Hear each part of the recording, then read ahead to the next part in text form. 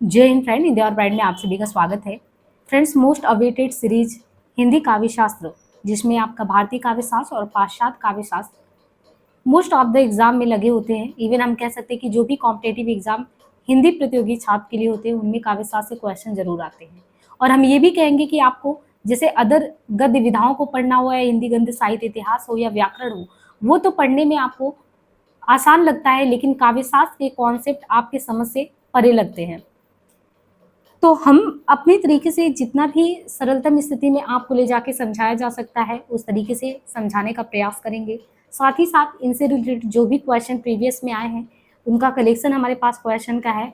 जैसे ही सीरीज के कुछ टॉपिक आपको खत्म करेंगे, तो जैसे हमने रामचंद्र शुक्ल जी के साहित्य इतिहास की सीरीज में जो भी टॉपिक खत्म करते थे, चाहे वो आदिकाल हो, भक्ति काल हो, उनसे रिलेटेड सारे क्वेश्चन करा देते थे, 300, 400, 500। ऐसे ही काव्य शास्त्र से रिलेटेड क्वेश्चन भी आपको इसी काव्य शास्त्र वाले प्लेलिस्ट में मिल जाएगा। लेकिन सबसे पहले आपको अपने को परीक्षण करने के लिए पढ़ना है कि काव्य शास्त्र बेसिकली है क्या, काव्य शास्त्र का मतलब क्या है, और हमारे सिलेबस में काव्य शास्त्र के तहत कौन कौन से टॉपिक लगे हुए हैं। तो यहाँ पे देखिए, डॉक्टर भगीरथ मिश्र का मूल टेक्स्ट हम आपको कराने वाले हैं। एक चीज़ आपको ये भी बता दें, आपको किसी भी एग्जाम में सफलता हासिल करना है तो मूल टेक्स्ट को बिल्कुल इग्नोर मत करिए। यूजीसी नेट में जो भी बच्चे अपीयर हो रहे होंगे, आप देखे होंगे दिसंबर के एग्जाम में, फिर जून में, फिर अभी जो फिर से हुआ, बिल्कुल ट्रेंड चेंज हो गया है। अब सीधे क्वेश्चन आपसे ये नहीं पूछता कि किसका काव्य अलंकार है ना, किसी के आपने शब्दार्थों से ही तो काव्यम किसने कहा, सीधे नहीं क्वेश्चन पूछ रहा है। 3-4 क्वेश्चन में आपको पैरेलल चीजें दे रहा है, आपकी गहन अध्ययन की मांग करता है। तो सबसे अच्छी बात है कि आप मूल टेक्स्ट पहले पढ़ लीजिए। और हमने आपकी सुविधा के लिए बहुत अच्छे से एक काम ये भी किया है कि आपको दिक्कत ना हो, लास्ट में हमने जो आप गाइड पढ़ते हैं ना, इंपॉर्टेंट जो भी गाइड आप हिंदी के रिलेटेड गाइड पढ़ते हैं लास्ट टाइम एग्जाम के लिए, उनसे रिलेटेड जो भी इंपॉर्टेंट टॉपिक हैं, उनको हमने लास्ट में आपके लिए इस तरीके से रख दिया है। लेकिन इसे हम सबसे पहले आपको नहीं दिखाएंगे। जैसे मान लीजिए आपने काव्य लक्षण पढ़ना है, तो हम काव्य लक्षण के कॉन्सेप्ट को आपको सबसे पहले क्लियर कर देंगे, और वीडियो के लास्ट तक आपको बने रहना है, क्योंकि जो आपको रिवीजन पर्पज से चीज़ें दी जाएंगी वो लास्ट में दी जाएंगी। यानी सबसे पहले हम अवधारणाओं पे बात करेंगे, और जब आपके कॉन्सेप्ट बिल्कुल क्लियर हो जाएंगे तो एक बिल्कुल वीडियो के लास्ट में हम आपको इनसे रिलेटेड उसी का समरी प्रोवाइड कर देंगे, ताकि जब भी आपको जब जल्दी में कभी भी एग्जाम के लिए रिवीजन करना हो तो आप वीडियो के बस लास्ट पार्ट को देख लें।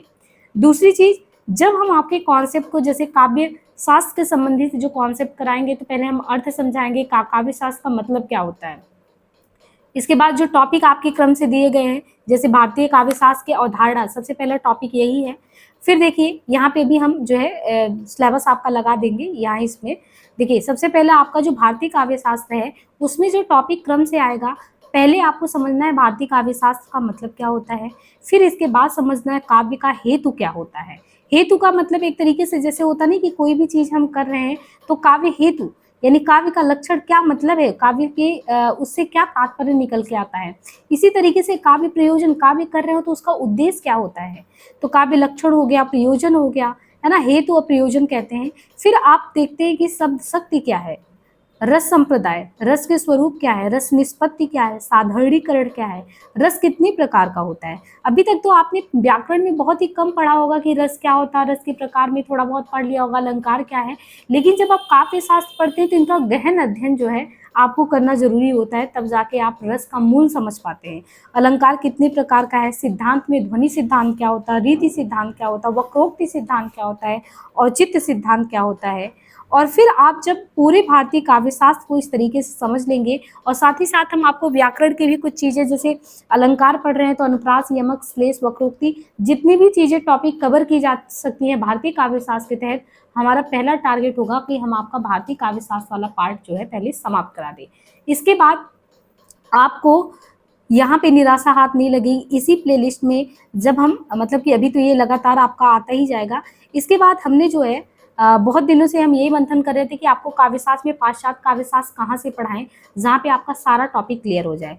तो हमें ये मूल टेक्स्ट सही लगा, पाश्चात्य काव्यशास्त्र कुछ सिद्धांत कुछ बात करके, जिसमें आपके जो मूल टॉपिक हैं, जो लगभग यूजीसी नेट है, टीजीटी, पीजीटी, डीएसएसबी है, हायर कमीशन है, एचपीएससी असिस्टेंट प्रोफेसर है, जहाँ भी कुछ पर्टिकुलर टॉपिक आते हैं उनको हम इनसे करा देंगे।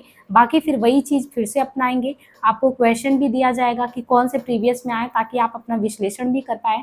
साथ ही साथ हम जब आपको लेक्चर खत्म करने वाले रहेंगे, समाप्त करने वाले रहेंगे, तो उसी टॉपिक से रिलेटेड जो टेक्स्ट मूल गाइड से आप चीज़ों को कंठस्थ करने के लिए पढ़ते हैं, हम उसी को ऐड ऑन उसमें भी कर देंगे। और हम जल्द ही आपके लिए एक टेलीग्राम चैनल पे तो इस सारे पीडीएफ को प्रोवाइड करते ही हैं। हम बहुत जल्दी आपके लिए जो है एक व्हाट्सएप चैनल क्रिएट करेंगे, जहाँ पे ये जो आपको काव्यशास्त्र है, काव्यशास्त्र विधा से रिलेटेड उनके जो आपको ये जो मतलब पढ़ाएंगे पीडीएफ, उनको वहीं पे आप प्रोवाइड करेंगे। हो सकता है कि आगे चल के टेलीग्राम बंद होने वाला है, सुनने में आ रहा है, तो आपको वहाँ पे वो चीज़ें मिलती रहे। और आप अगर वहाँ पे जुड़ेंगे तो हम कोशिश करेंगे कि आपसे भी बराबर जो है जुड़ते रहें। अब यहाँ पे देखिए, जब पाश्चात्य काव्यशास्त्र में आएंगे तो पाश्चात्य काव्यशास्त्र में जो आपके सिलेबस में है वो प्लेटो का काव्य सिद्धांत लगभग सभी जगह रहता है। पहले तो हम समझेंगे पाश्चात्य काव्य सिद्धांत क्या है, फिर प्लेटो का काव्य सिद्धांत क्या है, अरस्तु का अनुकरण सिद्धांत क्या है, विरेचन सिद्धांत क्या है, अरस्तु का त्रासदी सिद्धांत। ये लगभग जितने भी एग्जाम है पाश्चात्य काव्यशास्त्र में, ये जितने भी सिद्धांत है वो जरूर आते हैं। फिर सिद्धांत एवं त्रासदी का क्या मतलब है, लॉन्जाइनस का उदास सिद्धांत क्या होता है, विलियम वर्ड्सवर्थ का काव्यभाषा सिद्धांत क्या है, कॉलरिज का कल्पना सिद्धांत क्या है, टी एस इलियट के परंपरा सिद्धांत क्या है, निर्वैयक्तिकता का सिद्धांत क्या होता है, स्वच्छंदावाद का मतलब क्या है, काव्य की अनेक जो कलाएं होती हैं, बिंब और प्रतीक, बिंबवाद से भी क्वेश्चन आता है, बिंबवाद क्या है, प्रतीकवाद क्या है। इसके बाद आप अक्सर सुनते होंगे ना कि ये महाकाव्य की श्रेणी में आता है, वो गीति काव्य है, वो दृश्य काव्य है, लेकिन आप इनका अर्थ नहीं समझ पाते होंगे। लेकिन हम इन सभी चीज़ों पे बात करेंगे, महाकाव्य क्या है, गीति काव्य क्या है, फिर पाश्चात्य काव्यशास्त्र में क्रोचे का अभिव्यंजनावाद क्या है, मार्क्सवादी साहित्य चिंतन क्या है, उत्तर आधुनिकतावाद क्या है, विखंडनवाद क्या है। ये जो सारे टॉपिक हैं, यहाँ तक कि होरेक काव्य विषयक मान्यताएं क्या है जो कि यूपी हायर कमीशन में है, शास्त्रीयतावाद क्या है, स्वच्छंदावाद क्या है, नई समीक्षा क्या है, और त्रासदी और महाकाव्य में अंतर है। मतलब एक तरीके से आप ये समझिए कि जैसे एक प्रतियोगी छात्र जो है अपने लिए जिस तरीके से बहुत ही चिंतन मनन के साथ पढ़ता है कि एक अपना उद्देश्य होता है, तो ये मानिए कि एक विद्यार्थी जीवन में हम भी हैं। और बिल्कुल हो सकता है कि जैसे ये है कि थोड़ी सी समझ का स्तर अच्छा है, तो उस अनुसार जो हम जितना आपको दे पाएंगे अपने तरीके से वो पूरी कोशिश करेंगे। और एक विद्यार्थी के तौर पे भी हम अपने साथ जस्टिस करके पढ़ेंगे, तो वैसे ही आपको पढ़ाएंगे। आपको बिल्कुल भी नहीं ये लगना चाहिए कि हम इसमें कुछ भी फालतू चीज़ पढ़ाने वाले हैं, क्योंकि अगर हम फालतू चीज़ कुछ भी अगर इंक्लूड करते हैं तो कहीं ना कहीं वो मेरा भी लॉस है। तो एक ये समझिए कि आप एक विद्यार्थी के साथ ही जुड़ के जो है पढ़ रहे हैं, और यूजीसी नेट वगैरह 2-2 बार क्वालिफाई करने का एक एक्सपीरियंस भी रहा है, और हिंदी के क्षेत्र में लगातार पढ़ा भी रहे, पढ़ भी रहे हैं। तो जो भी करेंगे अपनी कोशिश अनुसार बहुत अच्छा करने का प्रयास करेंगे। अब यहाँ पे देखिए, सबसे पहले जो काव्यशास्त्र है, जब आप इनका डॉक्टर भगीरथ मिश्र जी का काव्यशास्त्र पढ़ेंगे तो इसमें बहुत अच्छी बात यह है कि कुछ प्रमुख समीक्षा ग्रंथ का उल्लेख किया गया है।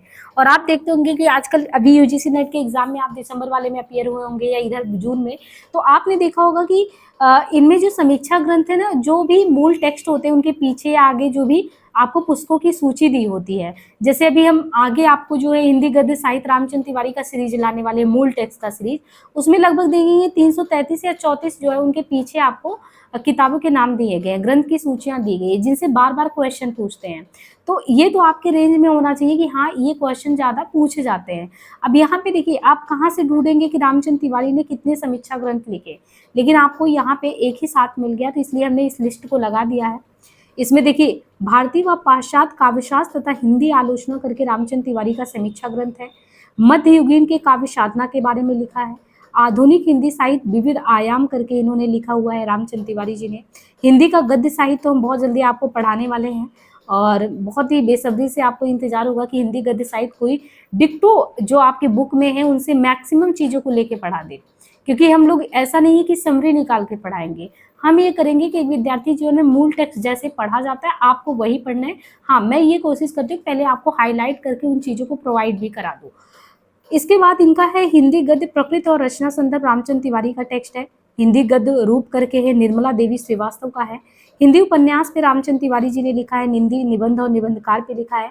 इसे आपको लगेगा कि ये देखिए साहित्य इतिहास के इतर भी जाके लिखते हैं। इसके बाद जो है आलोचक का दायित्व करके रामचंद्र तिवारी जी का है। आधुनिक हिंदी आलोचना संदर्भ दृष्टि डॉक्टर रामचंद्र तिवारी का है। और इनके आगे कृति चिंतन और मूल्यांकन रामचंद्र तिवारी जी का है। इसके बाद है साहित्य का मूल्यांकन करके फिर आचार्य शुक्ल और समकालीन आलोचक, मतलब देखिए शुक्ल जी और समकालीन आलोचक के नाम से भी रामचंद्र तिवारी जी ने लिखा है। इनके अलावा रामचंद्र शुक्ल, डॉक्टर रामचंद्र तिवारी। और हिंदी साहित्य का वस्तुनिष्ठ इतिहास किसने लिखा है? तो हिंदी साहित्य का वस्तुनिष्ठ, एक तो आप जो है सरस्वती पांडे, गोविंद पांडे का पढ़ते होंगे हिंदी साहित्य का वस्तुनिष्ठ इतिहास करके ना, तो देखिए एक कुसुम राय जी का भी आता है। और एक चीज अच्छी बात ये है ना कि आप अब ये बिल्कुल बेफिक्र रहिएगा कि आपको अलग से उस गाइड को पढ़ने की जरूरत है, क्योंकि जो भी हम टॉपिक पढ़ा रहे हैं, अगर आपको थोड़ा भी आइडिया होगा तो आप देख रहे होंगे कि हमने जो अभी डॉक्टर नगीन की सीरीज चल रही है उसमें जो भी हम टॉपिक करा रहे हैं उसमें साथ में उन गाइड को जो मेरे पास है उसको, क्योंकि खुद पढ़ा भी है, हाईलाइट भी किया है, तो हर एक के टॉपिक के अंत में हम उसको इंक्लूड कर दे रहे हैं। तो भक्ति काल तक डॉक्टर नगेंद्र वाली सीरीज चल रही है, उसमें आप देखिएगा, तो आप बेफिक्र रहिए कि आपको मूल टेक्स्ट प्लस गाइड दोनों की मदद और साथ ही साथ प्रीवियस के जो क्वेश्चन आए हैं पर टॉपिक वो भी कराए जा रहे हैं। तो आप रामचंद्र शुक्ल सीरीज को ध्यान से खत्म करिए, जो भी क्वेरी उसमें कमेंट में पिन करिए। यहाँ पे आपको काव्यशास्त्र रिलेटेड जो भी इशू हो वो बताइएगा, बाकी डॉक्टर नगीन जी की सीरीज को चला रहे हैं। आगामी बहुत सारे हिंदी के एग्जाम है जिनमें आपको सफलता अर्जित करनी है, तो मूल टेक्स्ट से आपको पीछे भागने की बिल्कुल भी जरूरत नहीं है, विश्वास कीजिए। मूल टेक्स्ट पढ़िए और गहन चिंतन मनन के साथ अपने आप में कॉन्फिडेंस को बिल्ड करिए, ठीक है। यहाँ पे देखिए वस्तुनिष्ठ करके कुसुम राय का है, हिंदी साहित्य का नवीन करके इतिहास है डॉक्टर लाल साहब का, साहित्यिक निबंध करके डॉक्टर त्रिभुवन सिंह, डॉक्टर विजय बहादुर सिंह का है, और हिंदी कहानी में लोकतंत्र करके डॉक्टर संजय गौतम का है, हिंदी नवजागरण डॉक्टर गजेंद्र पाठक का है, सामाजिक परिवर्तन में कला एवं साहित्य करके डॉक्टर जुगनू पांडे का है, नई कविता में युगबोध करके डॉक्टर प्रसिद्ध नारायण चौबे का है, नई कविता में युगबोध डॉक्टर प्रसिद्ध नारायण चौबे का है, और आधुनिक हिंदी कविता का वैचारिक पक्ष डॉक्टर रतन कुमार पांडे का है, सौंदर्य बोध और हिंदी नवगीत माधवेंद्र प्रसाद का है, तुलसी की काव्य भाषा पर लिखा गया है, यह है डॉक्टर हरिनिवास पांडे का, अंधेरे में एक पुनर्विचार, देखिए अंधेरे में कविता करके है ना, अंधेरे में एक पुनर्विचार करके प्रोफेसर वशिष्ठ ने जो है इस पे वो किया, समीक्षा किया। अषाढ़ बीड़ा की साधना की समीक्षा भी वशिष्ठ ने किया है, और अंधेरे में अषाढ़ बीड़ा ये आपके यूजीसी नेट के पाठ्यक्रम में है ही, बाकी बहुत सारे हिंदी कॉम्पिटेटिव एग्जाम में भी ये रहता है क्योंकि बहुत इंपॉर्टेंट है सब। अब देखिए भूमिका पढ़ना इसलिए जरूरी है क्योंकि किसी भी किताब की अगर आप भूमिका पढ़ते हैं तो कल को आप किसी भी इंटरव्यू में अपीयर होते हैं और मान लीजिए आपसे ये क्वेश्चन कर ही दिया गया कि आपको काव्य शास्त्र संबंधी जो भी ज्ञान है तो आपने काव्य शास्त्र का अध्ययन किस किताब से किया है। तो अगर आपने बता दिया है कि मूल टेक्स्ट मान लीजिए हमने भगीरथ मिश्र जी से किया है, तो भगीरथ मिश्र जी ने अपनी भूमिका में क्या चीज़, अपने काव्यशास्त्र संबंधी ज्ञान में वो आपके सामने कौन सी चीज़ों को रखते हैं। और वैसे भी इनकी भूमिका इतने अच्छे से इन्होंने भूमिका को बांधा है, जिसे आपकी किताब का जैसे होता नहीं कि संविधान का आपने जैसे प्रस्तावना पढ़ लिया तो संविधान का दर्पण हो गया, वैसे ही भूमिका किसी भी किताब का एक दर्पण है। आप उस रचना में यानी उस किताब में आपको क्या देखने को मिलेगा, वो भूमिका में जो है साहित्यकार अपने बातों के माध्यम से उन चीज़ों को रख देते हैं। अब यहाँ पे देखिए इन्होंने सबसे पहले बताया है कि जब आप एक काव्य शास्त्र पढ़ने जाते हैं, काव्य शास्त्र जिनको हम हिंदी में साहित्य शास्त्र कहते हैं, बेसिकली काव्य शास्त्र हम संस्कृत में कहते हैं, तो साहित्य का जब शास्त्र पढ़ने जाते हैं तो ये कहते हैं कि कवि और कृति, क्योंकि कोई भी कवि जो है वही एक कृति करता है, वही एक रचनाकार होता है। और काव्य के संबंध में, क्योंकि काव्य का शास्त्र पढ़ने वाले हैं आप, जो है काव्य किस विधि विधान से लिखा गया है उसके शास्त्र अध्ययन करने जाते हैं, तो आपको ये पता तो होना चाहिए कवि का क्या मतलब है, काव्य का मतलब क्या है, शास्त्र का क्या मतलब है, ये तो आपके मन में आना ही चाहिए। तो कहते हैं कि कवि और उसकी कृति काव्य के संबंध में बड़ी उच्च किंतु विविध धारणाएं प्राप्त होती हैं। वैदिक साहित्य में कवि को क्या माना गया है, अब देखिए यहीं से आपको बताया गया है कि कवि के लिए आपके मन में क्या चीज़ होना चाहिए। हमने वैदिक साहित्य, हमारा जो साहित्य बहुत समृद्ध रहा है और जो वैदिक साहित्य है उसमें कवि को माना गया है कि वो ईश्वर का पर्याय रूप है। इसीलिए यहाँ पे पंक्ति भी दी गई है, कवि मरनी सी परिवाह स्वयं हो। अब एक चीज़ आप बहुत गौर से सुनिएगा कि HPSC जो है अभी हरियाणा असिस्टेंट प्रोफेसर का जो अभी आपने सब एग्ज़ाम के लिए फॉर्म फिल किया होगा, जो भी UGC नेट क्वालिफाई कैंडिडेट होंगे, तो उसमें जो आपका एक तरीके से स्क्रीनिंग के बाद जो पेपर होना है जिसमें आपको जो आपके सिलेक्शन में सबसे ज़्यादा अहम भूमिका अदा करने वाला वो आपका लिखित परीक्षा है, 87 नंबर समथिंग है उसका, तो वो लिखित परीक्षा है। इसलिए आप इसमें से शॉर्ट नोट भी करते चलेंगे, जैसे जो अच्छी पंक्तियाँ लगेंगी उनको आप हाईलाइट करके नोट करते चलिएगा, ताकि एक आपका थोड़ा सा यानी पतला सा काव्य शास्त्र का जो है कुछ मतलब इम्पॉर्टेंट पंक्तियों के साथ कोई नोट्स तैयार हो जाए, ताकि आपको मेंस में फ़ायदा हो। फिर यहाँ पे इन्होंने कहा, जैसे आपसे कोई भी पूछ लिया कवि को आप किस रूप में जानते हैं, कवि कौन होता है, है ना, काव्यशास्त्र पढ़ने जा रहे हैं तो कवि कौन है? तो वैदिक साहित्य में कवि को बोला गया को ईश्वर का पर्याय है और इसके लिए कहा भी गया है कवि मरणीसि परिभु स्वयंभू। यहाँ पर कवि का मतलब है कि जो रचनात्मक शक्ति या प्रतिभा से युक्त व्यक्ति है, मतलब सामान्य रूप में कोई भी ऐसे नहीं होता कि सबके अंदर रचनात्मक शक्ति या वो चीजें आ जाए, लेकिन जो कवि होता है वो ईश्वरीय देन होता है। और ईश्वरीय देन होता है इसलिए तो आपने पाश्चात्य काव्य शास्त्र में जब हम प्लेटो के काव्य सिद्धांत, अरस्तु के काव्य सिद्धांत पढ़ाएंगे तो आपने देखा होगा कि जैसे प्लेटो का मानना है या आपने आगे देखा अरस्तु का मानना है, ये सब में बहुत सारे लोगों में यही होता है कि ये तो ईश्वरीय देन है, काव्य की प्रतिभा सबके अंदर नहीं होती। और फिर आप प्रतिभा व्युत्पत्ति जो पढ़ते हैं ना कि अभ्यास प्रतिभा व्युत्पत्ति, यानी काव्य जो सृजन का काम होता है कवि के लिए, तो क्या कवि कोई भी बन सकता है? वो जन्मजात प्रतिभा होती है, अर्जित प्रतिभा होती है, अभ्यास की प्रतिभा होती है, किस आधार पे कोई कवि बनता है? तो यहाँ बताया गया है कवि का मतलब है कवि ईश्वर का पर्याय रूप है और कवि जो होता है जिसमें रचनात्मक शक्ति या प्रतिभा हो, ऐसा व्यक्ति। और मुंडकोपनिषद में भी कवि के बारे में ये कहा गया है, तदेत संयम मंत्रेषु कर्मणा कवयो यनान पश्यन्ति त्रेतायाम बहुधाम शंतन्ति। ये सत्य है कि बुद्धिमान जो हो तत्वदर्शी ऋषि ने जिन कर्मों को वेद मंत्रों में देखा वे तीनों वेदों में अनेक प्रकार से व्याप्त है। इसलिए कहते हैं कि जो कवि होता है वो तत्वद्रष्टा ऋषि के पर्याय रूप में होता है। जैसे आप कोई भी समस्या होता है तो आप देखते हैं कि कोई भी साधु संत महात्मा मिल जाते हैं तो आपको लगता है ये तो बहुत ही ज्ञानी पुरुष है, ये हमारा समाधान दे सकते हैं। बिल्कुल ऋषिया मंत्रो दारा, यानी कवि ऋषियों के समान बताया गया है कि जैसे कवि होता है बिल्कुल ऋषि के समान होता है। क्यों? क्योंकि ऋषियों के मंत्र जब हमें मिलते हैं तो हमको लगता हो सकता है हमारा उद्धार हो जाए। वही चीज कहा गया कि कभी भी जब अपनी कविता का प्रत्यक्ष दर्शन करवाता है तो बिल्कुल वही चीज आपको लगता है कि हमारा जो चिंतन मनन, हमारा मन जो परेशान है उनको शांत करने वाला कुछ ना कुछ मिल गया है। तो कविता करने वाले तो आपको बहुत मिलेंगे, लेकिन कवि प्रतिभा व्यक्ति जो है, कविता प्रतिभावान व्यक्ति है, दुर्लभ मिलेगा।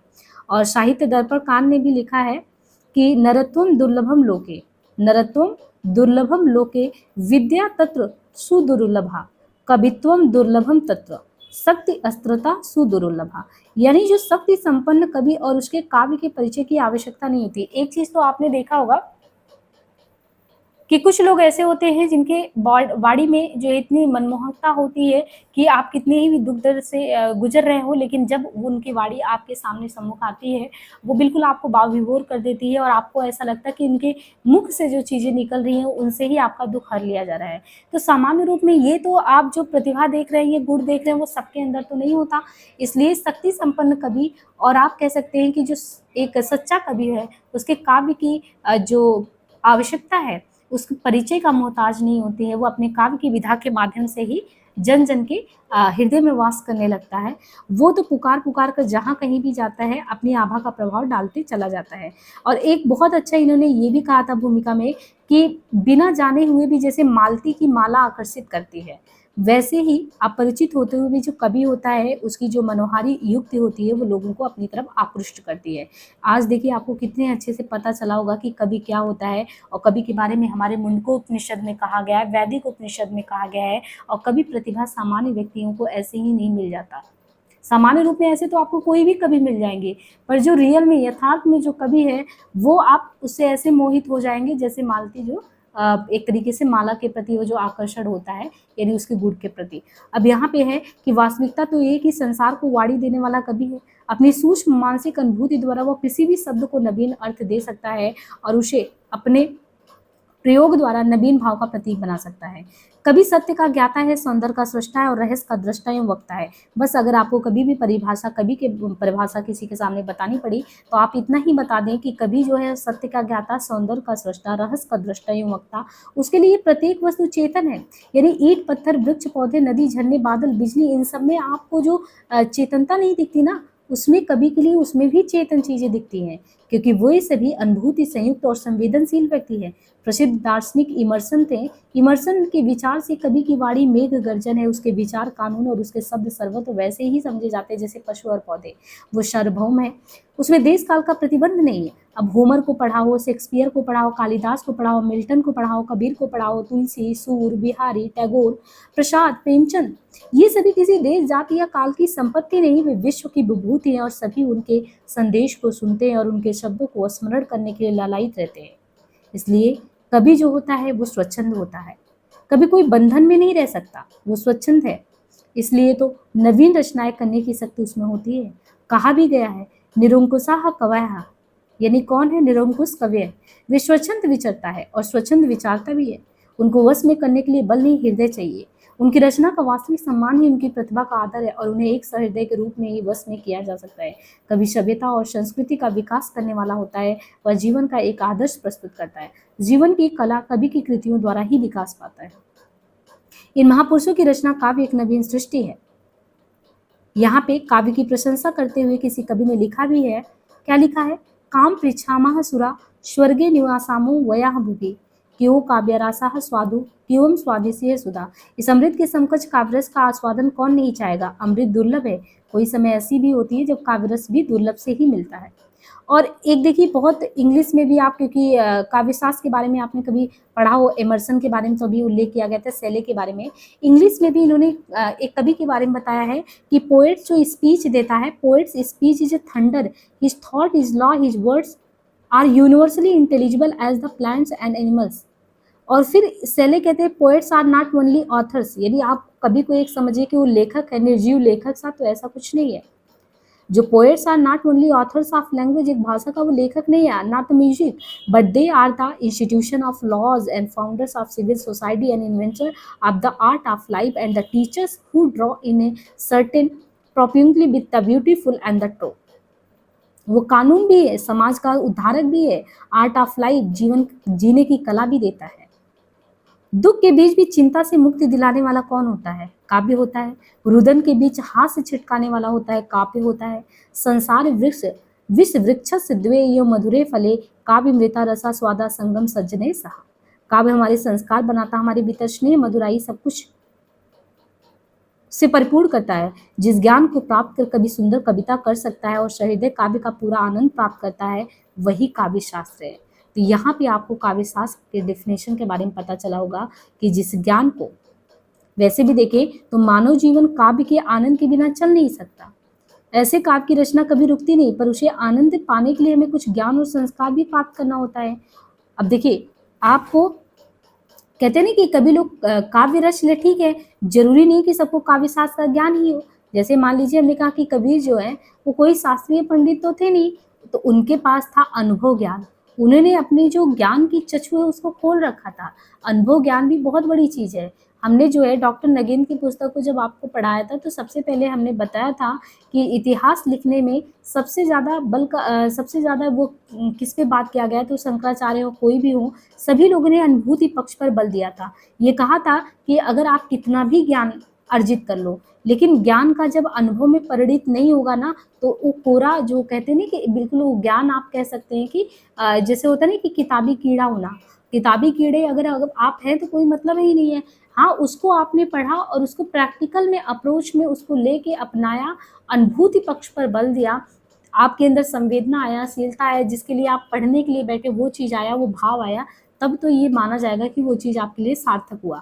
वैसे ही कहते हैं कि मानव जीवन जीने के लिए काव्य के आनंद के बिना तो हम चल नहीं सकते। हम संगीत सुनते हैं, गाने सुनते हैं, बहुत चीज़ें सुनते हैं, लेकिन आप ये देखिए जिसको संगीत का ज्ञान हो, जिसको काव्य का ज्ञान हो, उसको वो किस रूप में लेता है, वो जो उसका सोच विचार होता है उसमें कितनी गहराई होती है। वही चीज़ जब काव्य लिखने बैठता है एक लेखक, तो उसको शास्त्र की ज़रूरत क्यों पड़ती है?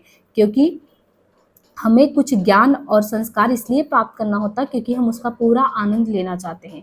और जिस ज्ञान को प्राप्त कर जो कवि होता है सुंदर कविता कर सकता है और सहृदय काव्य का पूरा आनंद प्राप्त कर सकता है, वो है काव्य शास्त्र। यानी आप काव्य के स्वरूप को समझिए, उसके तत्वों को विश्लेषित करिए, और इसी का कार्य क्या है? काव्य शास्त्र का अध्ययन।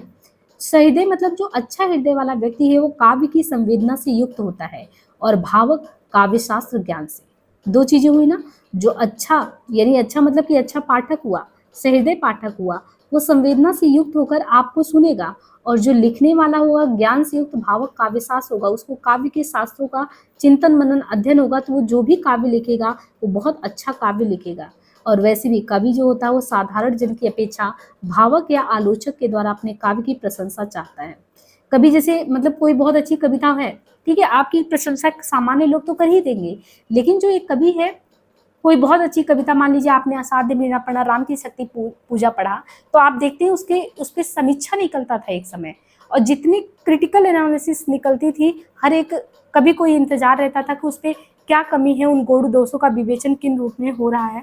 तो जो कवि है यहाँ पे वो भी महत्वाकांक्षी है, वो साधारण जन की अपेक्षा वो चाहता कोई भावक या आलोचक उसकी कविता की मीमांसा करे, प्रशंसा करे। इसलिए कहा जाता है सरस कबिन के चित्त को बेधत देसो कौन, असमझवार सरहियु वो समझावर को मौन। संस्कृत की प्रसिद्ध उक्ति तो ये भी है, अऋषिकेश कवित्व निवेदम शिरसि मालिक मालिक मालिक, अतः आर्षिक ना बनना पड़े, इसलिए काव्यशास्त्र का ज्ञान जरूरी है। कभी भी काव्यशास्त्र के, देखिए कोई भी कवि है अगर मान लो उसको काव्यशास्त्र का ज्ञान अर्जित करने का मौका मिले और उस अवसर को गंवा देता है, तो वो काव्य रचना तो करेगा पर वो काव्य रचना में सौष्ठव नहीं होगा। तो वो चीज कहते हैं कि काव्यशास्त्र के ज्ञान के बिना पूर्ण सफलता प्राप्त नहीं कर सकता। उसके भेद प्रभेद उक्ति वैचित्र के विविध रूप, अलंकार है, छंद है, ध्वनि है, रस है, भाव है, उससे वो अवगत होकर उच्च कोटि के काव्य की रचना कर सकता है। अगर वो इन चीज के अध्ययन नहीं करता है तो वो नहीं कर सकता। तो no man was ever at a great poet without being at the same time a profound philosopher. तो इस तरीके से ये आपको समझ में आया होगा भूमिका से कि क्यों जो है काव्य शास्त्र हमें पढ़ना और समझना चाहिए।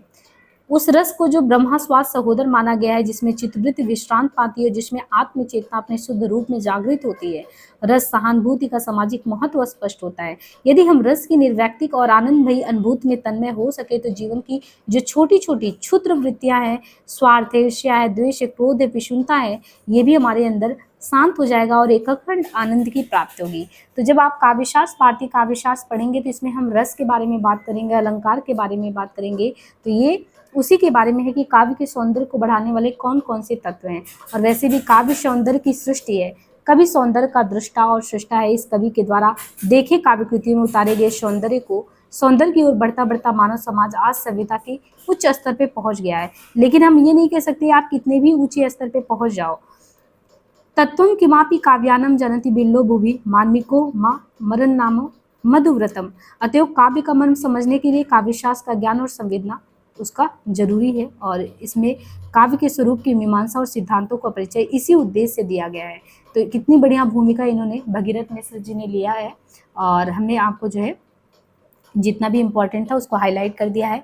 अब देखिए भारतीय काव्यशास्त्र का हमने विषय सूची यहाँ पे लगा दिया है कि क्या कैसे है। बाकी पाश्चात्य काव्यशास्त्र कराएंगे तो वहाँ पे भी इसी तरीके से आपको इंट्रोडक्टरी क्लास में बता देंगे। सबसे पहले विषय अनुक्रम में इन्होंने काव्य के स्वरूप पे चर्चा की है। आज तक आपने जब भी एग्जाम देने के लिए आप पढ़ाई किए होंगे तो आपने पढ़ लिया होगा काव्य हेतु क्या है, काव्य के कितने लक्षण हैं, है ना। और उसमें भी ऐसे पढ़ा होगा कि काव्य के लक्षण में संस्कृत काव्य लक्षण किसने किसने दिए, कौन से नाम है उनके, अंग्रेजी काव्य लक्षण किसने दिया, हिंदी काव्य लक्षण किसने क्या दिया, फिर काव्य के कितने तत्व हैं, क्या आपको पता है काव्य के कितने तत्व हैं। तो यहाँ पे 18 करके दिया और शब्द तत्व, अर्थ तत्व, भाव तत्व, कल्पना तत्व, बुद्धि तत्व पे अच्छे से विचार विमर्श किए हैं। अब आपको ये तो समझ में आएगा ना कि जीवन और काव्य एक दूसरे से जुड़े कैसे हैं। काव्य लक्षण में जितने लोगों ने दिया है तो एक दूसरे का क्रिटिकल एनालिसिस भी किया है, हर एक पक्ष पे बात की है। फिर इसके बाद जब आप पढ़ते हैं कि जो कला है तो कला के लिए, कला जीवन के लिए, जीवन से पलायन का अर्थ, और काव्य सृजन की प्रक्रिया क्या रही है, काव्य में आत्माभिव्यक्ति क्या है। फिर काव्य के विविध रूप पर चर्चा होगा, उनके संक्षिप्त परिचय दिए गए, जैसे वांग्मय और साहित्य क्या है, साहित्य के कितने रूप हैं, काव्य के कितने भेद होते हैं, प्रबंध काव्य के भेद क्या है, प्रबंध काव्य और महाप्रबंध काव्य क्या है, आख्यान क्या होता है, चरित्र क्या होता है, महाकाव्य क्या होता है, महाकाव्य संबंधी पाश्चात्य धारणा क्या है, और महाकाव्य क्या है, खंड काव्य क्या है, निर्बंध काव्य क्या है, निबंध काव्य क्या है, उपन्यास क्या होता है, कहानी क्या हो, शब्द चित्र पोतिर, इन सारी चीज़ों के बारे में हम विस्तार से चर्चा करेंगे। जब गद्य काव्य के विवेचन में आते हैं तो ऐसे समानता आप पढ़ लेते होंगे, ये उपन्यास है, नाटक है, लेकिन आपने मन से पूछे कि क्या आपको कहीं पे डिफाइन कराना हो कि उपन्यास क्या है, कहानी क्या है, काव्य क्या है, महाकाव्य क्या है, तो आप किसी को बोल पाएंगे। हम लोगों का जो लिखने का हम लोगों का जो एक एग्जाम निकालने का एक पैटर्न रहा वो ऑब्जेक्टिव हो गया है। 4 ऑप्शन दिया, हमने टिक लगा दिया, लेकिन जब हमें उन्हें किसी के सामने व्याख्यायित विश्लेषित करना होता है तो हम वहाँ पे शांत मारकर खड़े हो जाते हैं। क्यों? क्योंकि हमने कभी भी चिंतन मनन अध्ययन में उस चीज़ को स्थान ही नहीं दिया कि हमें किसी को समझाना, तो हम कैसे एक्सप्लेन करेंगे। इतिहास उपन्यास क्या है, आप सभी लोगों ने, हिंदी के विद्यार्थियों ने सभी ने पढ़ा होगा। उपन्यास के अंग कितने होते हैं? अब उपन्यास के अंग में कथानक होता है, चरित्र चित्रण, कथोपकथन, देश कालयुग की पृष्ठभूमि, उद्देश्य। फिर कहानी में आप पढ़ते तो कहानी का स्वरूप क्या अंक है, कहानी और कविता क्या होता है, कहानी उपन्यास क्या है, कहानी और नाटक क्या है। तो बहुत ही गंभीरता से आपको इन क्लासेस को लेना है और बिल्कुल अपने को बोर नहीं होना है, क्योंकि हम पूरी तन्मयता के साथ आपको ये प्रोवाइड कर रहे हैं, मूल टेक्स्ट को पंक्ति दर पंक्ति पढ़ाने वाले हैं, वो भी समझ के साथ। और दृश्य काव्य मीमांसा में फिर आएगा नाटक क्या है, प्रकरण क्या है, भाड़ क्या है, प्रहसन क्या है, व्यायोग क्या है। पहले तो ये होता था कि जैसे डिम है, वीथी है, व्यायोग है, समोकार है, ये कहीं पे लिख लिया जाता, तो मुझे लगता है कि कितनी ज़्यादा कठिनाई का स्तर हिंदी साहित्य शास्त्र को पढ़ें तो सब समझ से ऊपर जाता है। लेकिन यहाँ पे आपको बहुत अच्छे से ये समझाया जाएगा अर्थ प्रकृतियाँ कितनी हैं, संधियाँ क्या है, नायक और पात्र क्या है, नायक नायिका क्या है। और आपने सूफी काव्य वाला लेक्चर देखा होगा, नगेंद्र जी वाला, तो अभी तक आपने हो सकता है कि सूफी मसनवी प्रेम पद्धति और भारतीय प्रेम पद्धति को समझ आपको नहीं रही हो। लेकिन अब कोई अगर आपको रामचंद्र शुक्ल से लेके अगर कहीं पे भी आपको इंटरव्यू में पूछ दिया गया कि सूफी प्रेम काव्य और जो है भारतीय प्रेम काव्य में क्या अंतर है, शुक्ल जी ने कैसे डिफाइन किया है, तो आप उन चीज़ों को आप अंतर बता सकते हैं कि हमारे यहाँ की भारतीय प्रेम पद्धति सूफी प्रेम पद्धति जो मसनवी वाली उससे कैसे अलग है। हम पूरी तरीके से दोषारोपण नहीं कर सकते कि वो फारसी ही पद्धति आ गई है। तो ये समझ विकसित करने के लिए आपको मूल टेक्स्ट को पूरे ध्यान से पढ़ना है। आलोचना, आप निबंध और आलोचना पढ़ते हैं ना, लेकिन एक आलोचना का स्वरूप क्या, आलोचना का गुण क्या होना चाहिए, आलोचना का स्वरूप, अनुसंधान आलोचना, साहित्यिक इतिहास आलोचना क्या, काव्यशास्त्र आलोचना क्या, आलोचना के कार्य क्या है, आलोचना का रूप क्या होता है, भारतीय आलोचना पद्धति क्या है, ऐतिहासिक आलोचना पद्धति क्या है, फिर साहित्य आलोचना के मानदंड क्या है, अलंकार क्या है, शब्दालंकार, अर्थालंकार, रीति सिद्धांत। और देखिए साहित्य लोचन के मानदंड में क्या क्या आता है, कलावादी मानदंड में आता है जो आपके सिलेबस में है, बिंबवाद क्या है, प्रतीकवाद क्या, अभिव्यंजनावाद क्या है। जैसे आप पाश्चात्य में क्रोची का अभिव्यंजना पढ़ें तो अभिव्यंजना का मतलब होता क्या ये तो पता होना चाहिए, बिंब का मतलब क्या होता है ये तो पता होना चाहिए, है ना। तो ये ध्यान रखिएगा और उन सारे टॉपिक को हम इंक्लूड करेंगे जो क्वेश्चन और भी जिन टॉपिक से बन सकते हैं। बाकी जो मुझे नहीं लगेगा काम के वो छोड़ देंगे। वैसे ये मान के चलिए कि अगर एक मूल टेस्ट आप भारतीय काव्यशास्त्र का पढ़ते हैं तो बहुत ज़्यादा मोटा किताब नहीं है, आपको धैर्य के साथ काव्यशास्त्र पे एटलीस्ट कुछ तो टाइम आपको देना चाहिए, पूरा एक यूनिट समर्पित होता है। और जिनसे बच्चे भागते हैं, अगर आपका अच्छा चिंतन मनन हो जाएगा तो आपको ये रटना नहीं पड़ेगा, शब्दार्थो सहितम काव्यम, गद्यम पद्यम चतादिधा, वाक्यम रसात्मक काव्यम, रमणीयता प्रतिपाद का पहले हम भी रटते थे, और रटने वाला फिर एग्जाम हाल तक भूल जाता है और समझ भी विकसित नहीं होता। अब देखिए यहाँ पे आपका पहला अध्याय शुरू होता है। पहले अध्याय में इन्होंने आपको समझाया है, जैसे अभी हमने आपको समझाया था कवि का मतलब क्या है, और कवि के मतलब के साथ हमने समझाया कि कवि को काव्यशास्त्र की जानकारी क्यों होनी चाहिए। और कवि को तो काव्यशास्त्र की जानकारी होनी चाहिए, साथ ही आप एक विद्यार्थी जीवन में आपको क्यों काव्यशास्त्र की जानकारी होनी चाहिए, ताकि जब भी आप कोई भी काव्य पढ़ें, हो सकता है आपने असाध्य बीड़ा पढ़ा हो, राम की शक्ति पूजा पढ़ा हो, अंधेरे में कविता पढ़ा हो, ध्रुव जगत के जीर्ण पत्र पढ़ा हो, ये बहुत सारे महादेवी वर्मा को पढ़ते हो, लेकिन उसमें कौन सा अलंकार आया, कौन सा रस आया, कौन सा छंद आया, हो सकता है अभी तक आप रट लेते हो, कहाँ पे अतिशयोक्ति है, कहाँ वक्रोक्ति है, तो अभी तक ये रटते आ रहे हो, समझ नहीं आया हो, क्योंकि आपके काव्य की तो जानकारी आपने काव्य का तो रस ले लिया, पर उसके शास्त्रों का आपने अध्ययन नहीं किया। इसलिए जब ये कड़ी एक दूसरे से नहीं जुड़ी तो आपको उन चीज़ों को रटना होता है। और कभी भी देखिए आपके एग्जाम में 2 पंक्तियां उठा के दी जाती है, उसमें रस निकालो, छंद कौन सा है, अलंकार कौन सा है, उसके लिए हम परेशान हो जाते हैं कि यह उत्प्रेक्षा होगा, कुछ का तो नाम पता है समानता, लेकिन अपनी हिंदी में तो बस वही अलंकार नहीं आते, उनसे बहुत ज़्यादा छेका अनुप्रास, वृत्ति अनुप्रास, बहुत सारे अलंकार आते हैं, कितने को आप याद करेंगे, इसलिए समझ विकसित करना बहुत ज़रूरी है। अब देखिए काव्य का जो स्वरूप है, हमने ये तो समझ लिया कवि कौन होता है, कवि को काव्यशास्त्र की जानकारी क्यों होनी चाहिए, एक विद्यार्थी जीवन में काव्यशास्त्र की जानकारी आपको क्यों होनी चाहिए, ताकि आप काव्य को समझ सके, उसका पूरा आनंद उठा सके। इसलिए काव्य जो होता है उसका स्वरूप बहुत व्यापक है, जितना व्यापक है उतना ही सूक्ष्म है, इसे आप लक्षण की परिधि में बांटना बहुत कठिन है। देखिए पहले ही टॉपिक पे आपने तुरंत इन्होंने कठाराघात कर दिया, क्योंकि जब अभी हम आपको पढ़ाएंगे तो आपका पहला ही टॉपिक है काव्यशास्त्र में आप पढ़ते हैं लक्षण, उसमें आप पढ़ेंगे कि काव्यशास्त्री संबंधी मान्यताओं में हिंदी जो रचनाकार है उन्होंने कौन से लक्षण दिए, संस्कृत आचार्यों ने क्या बताया, अंग्रेजी में कितने लोगों ने क्या क्या बताया, लेकिन उन्होंने कहा कि काव्य का फलक ही इतना बड़ा है कि आप कुछ लोगों के लक्षण के आधार पर उसको बांधना चाहेंगे तो बांध नहीं पाएंगे। और वैसे भी आदिकाल से लेकर आज तक काव्य के स्वरूप को स्पष्ट करना, उसके लक्षण निर्माण, उसकी परिभाषाओं में बांधने के प्रयत्न बहुत होते रहे, और हम लोगों के एग्जाम की दृष्टि से उसको बाधा भी गया है कि कुछ लोगों का लक्षण आप पढ़ के चले जाओ, पर वो उसका कहीं ना कहीं जो है उसके सीमा से वो बाहर जाता है, वो सीमा के वो बंधन में नहीं बंध पाता है। ये चीज़ इन्होंने साफ-साफ यहाँ पे बता दिया है। कहते हैं कि काव्य को कुछ लोग असभ्यवस्था से संबंधित मानते हैं और ये प्रश्न उठाते हैं कि जो जो सभ्यता का विकास होता जाएगा तो काव्य गिरता चला जाएगा। जितने बड़े बड़े महाकाव्य विशाल कल्पना और प्रबल मंथनकारी भावनाओं से युक्त आपको पहले काव्य मिलते थे, आज तो नहीं मिलते। ना आज उतने बड़े बड़े काव्य ग्रंथ लिखे जा रहे हैं। वास्तव में इसका कारण अति बौद्धिक विकास और जीवन में संवेदना की अपेक्षा बुद्धि को ज्यादा महत्व देने से उत्पन्न असामंजस्यपूर्ण और व्यस्त जीवन की अवस्था है। देखिए, एक चीज आपको और बता दें, हमने आपको कवि का अर्थ बताया, काव्यशास्त्र पढ़ना जरूरी है क्यों बताया। आज ये इन्होंने इन दो पंक्तियों में आपको ये भी समझा दिया कि आज की स्थिति काव्यशास्त्र की पतोन्मुख वाली हास्य स्थिति क्यों है, गिरता हुआ क्यों जा रहा है। क्योंकि कहते हैं कि आज का जो समाज है वो अति बौद्धिक है। अति बौद्धिक मतलब अपने ज्ञान को जो है ना, देखिए ज्ञान को अनुभूति पक्ष में नहीं तब्दील कर रहा है, जिसपे आज ही नहीं बल्कि शंकराचार्य जी ने तब बात की थी। डॉक्टर नगिन की किताब में हमने पढ़ा था कि जब तक ज्ञान के अनुभूति पक्ष पे बात नहीं करते आप उसके मूल को समझते ही नहीं, और एक समय आता है आप जीवन के अर्थ को भी नहीं समझते। इसीलिए इन्होंने कहा कि आज के समय में अगर जो है धीरे धीरे हमारा काव्य जैसे बहुत जो शिक्षाप्रद चीजें हैं वो घट रही हैं, उसका कारण है अति बौद्धिक विकास और जीवन में लोगों की संवेदना की कमी। संवेदना में कमी है तभी तो हमारे देश में व्यभिचार इतने फैल रहे हैं। और ऐसी स्थिति में जब हम काव्य को महत्व नहीं देंगे तो एक समाज होगा जो असामंजस्यपूर्ण समाज होगा, और इसका सबसे बड़ा कारण है व्यस्त जीवन की अवस्था, आपाधापी का जीवन।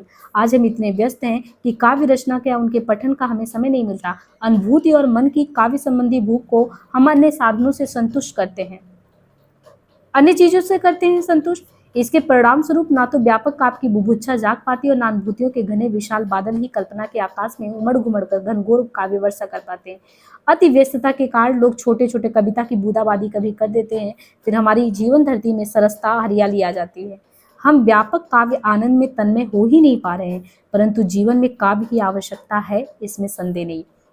एक तरफ तो आपसे मान लीजिए हम इस तरह बात करते हैं कि मान लीजिए कि कोई भी आपका इंटरव्यू साक्षात्कार है, उसमें आपसे पूछा जा रहा है आज वर्तमान समय में काव्यशास्त्र की क्या स्थिति है। आपने बताया कि काव्यशास्त्र तो दिनों दिन गिर रहा है। फिर आपसे इंटरव्यू के पैनल वाले ने पूछा कि काव्यशास्त्र दिनों दिन गिर रहा है, तो आप ये भी स्थिति बताओ कि ऐसा क्यों है। तो आप ये बताया कि आपने कि अतिबौद्धिक विकास और जीवन में जो है संवेदना की अपेक्षा बुद्धि को ज्यादा महत्व दिया जा रहा है। तो फिर सामने वाले ने आपसे पूछा कि तब तो ऐसी स्थिति है, तब तो फिर काव्य तो एक समय समाप्त हो जाएगा, क्या आज के जीवन में काव्य का कोई स्थान नहीं होना चाहिए, या काव्य जीवन की एक आवश्यकता नहीं रही। तो आप कहेंगे नहीं, जीवन की आवश्यकता है। अब देखिए बहुत अच्छी हेडिंग हमको ये लगा कि जीवन में काव्य होना बहुत जरूरी है। हम काव्य शास्त्र क्यों पढ़ रहे हैं, क्योंकि जीवन और काव्य का संबंध बहुत ही सूक्ष्म और फिर भी बहुत व्यापक।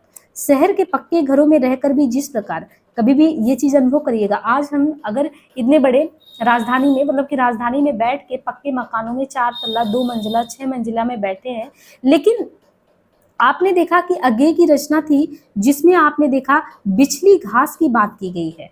अज्ञे जी ने जो है बिछली घास की बात की है कि लॉन में बैठ के वो एक तरीके से वो सोचते हैं कि हमको क्या करना है, वो लालिमा लहलाती वो हरी घास बिछली दरी जैसी। तो शहरों में वो वाली जो घास है वो नरमाई देखने को नहीं मिलती, जो गांव में जो है कहीं पे भी घास पे बैठ जाते हैं वो मिलता है।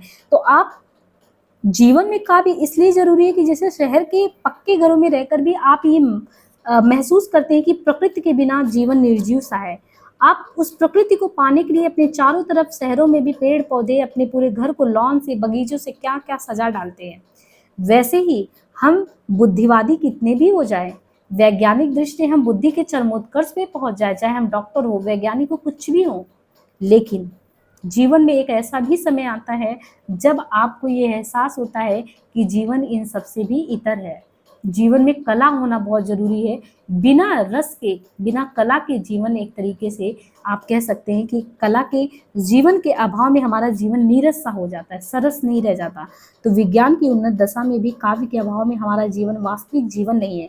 इस पर भी प्राय हमारे सामने ये प्रश्न आता है कि काव्य का जीवन से क्या संबंध है और जीवन में उसका उपयोगिता ही क्या है। हम अर्थशास्त्र पढ़ लें, राजनीति पढ़ लें, चिकित्सा पढ़ लें, इत्यादि पढ़ लें, इतिहास पढ़ लें, विज्ञान, जीव विज्ञान, रसायन विज्ञान, भौतिक विज्ञान, ये सब पढ़ लेंगे, अच्छे टीचर भी बन जाएंगे। और जीव विज्ञान है, रसायन विज्ञान है, कोई रोगग्रस्त शरीर हुआ उसका भी निदान कर लेंगे। अर्थशास्त्र पढ़ लेंगे तो बैंकिंग वगैरह में कुछ कर लेंगे। लेकिन ये कला पढ़ के क्या करेंगे, ये हमारे मन में आता है, साहित्य पढ़ के क्या करेंगे।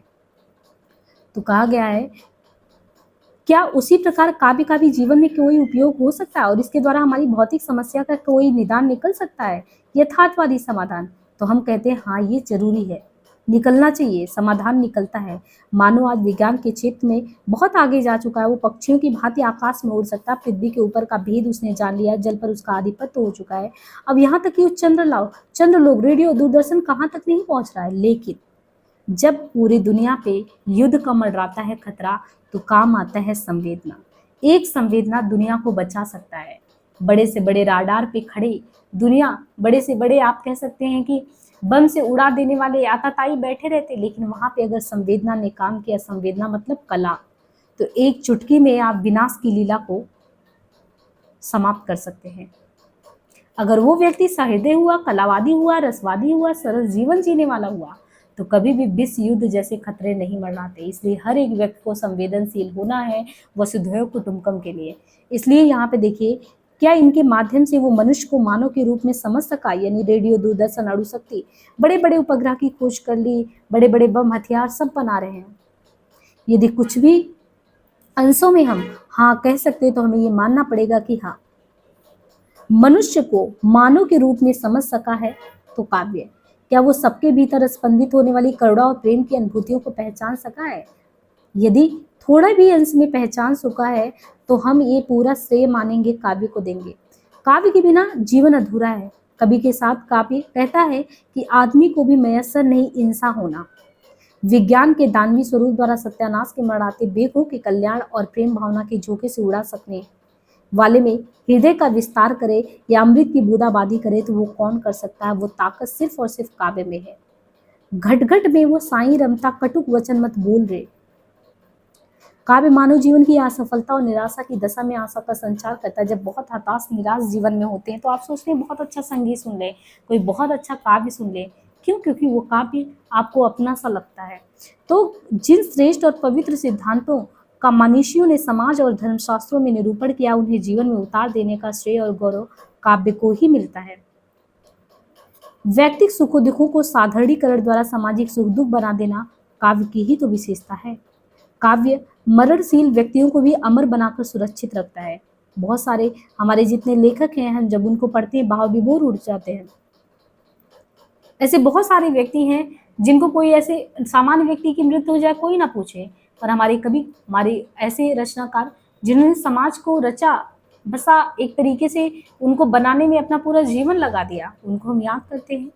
तो मरणशील व्यक्तियों को भी अमर बनाने के जो एक तरीके से महान गुण जिनमें विद्यमान था, उन महापुरुषों को हमारे बीच में जो जीते जगाते रूप में चित्रित करने का काव्य ही तो काम है।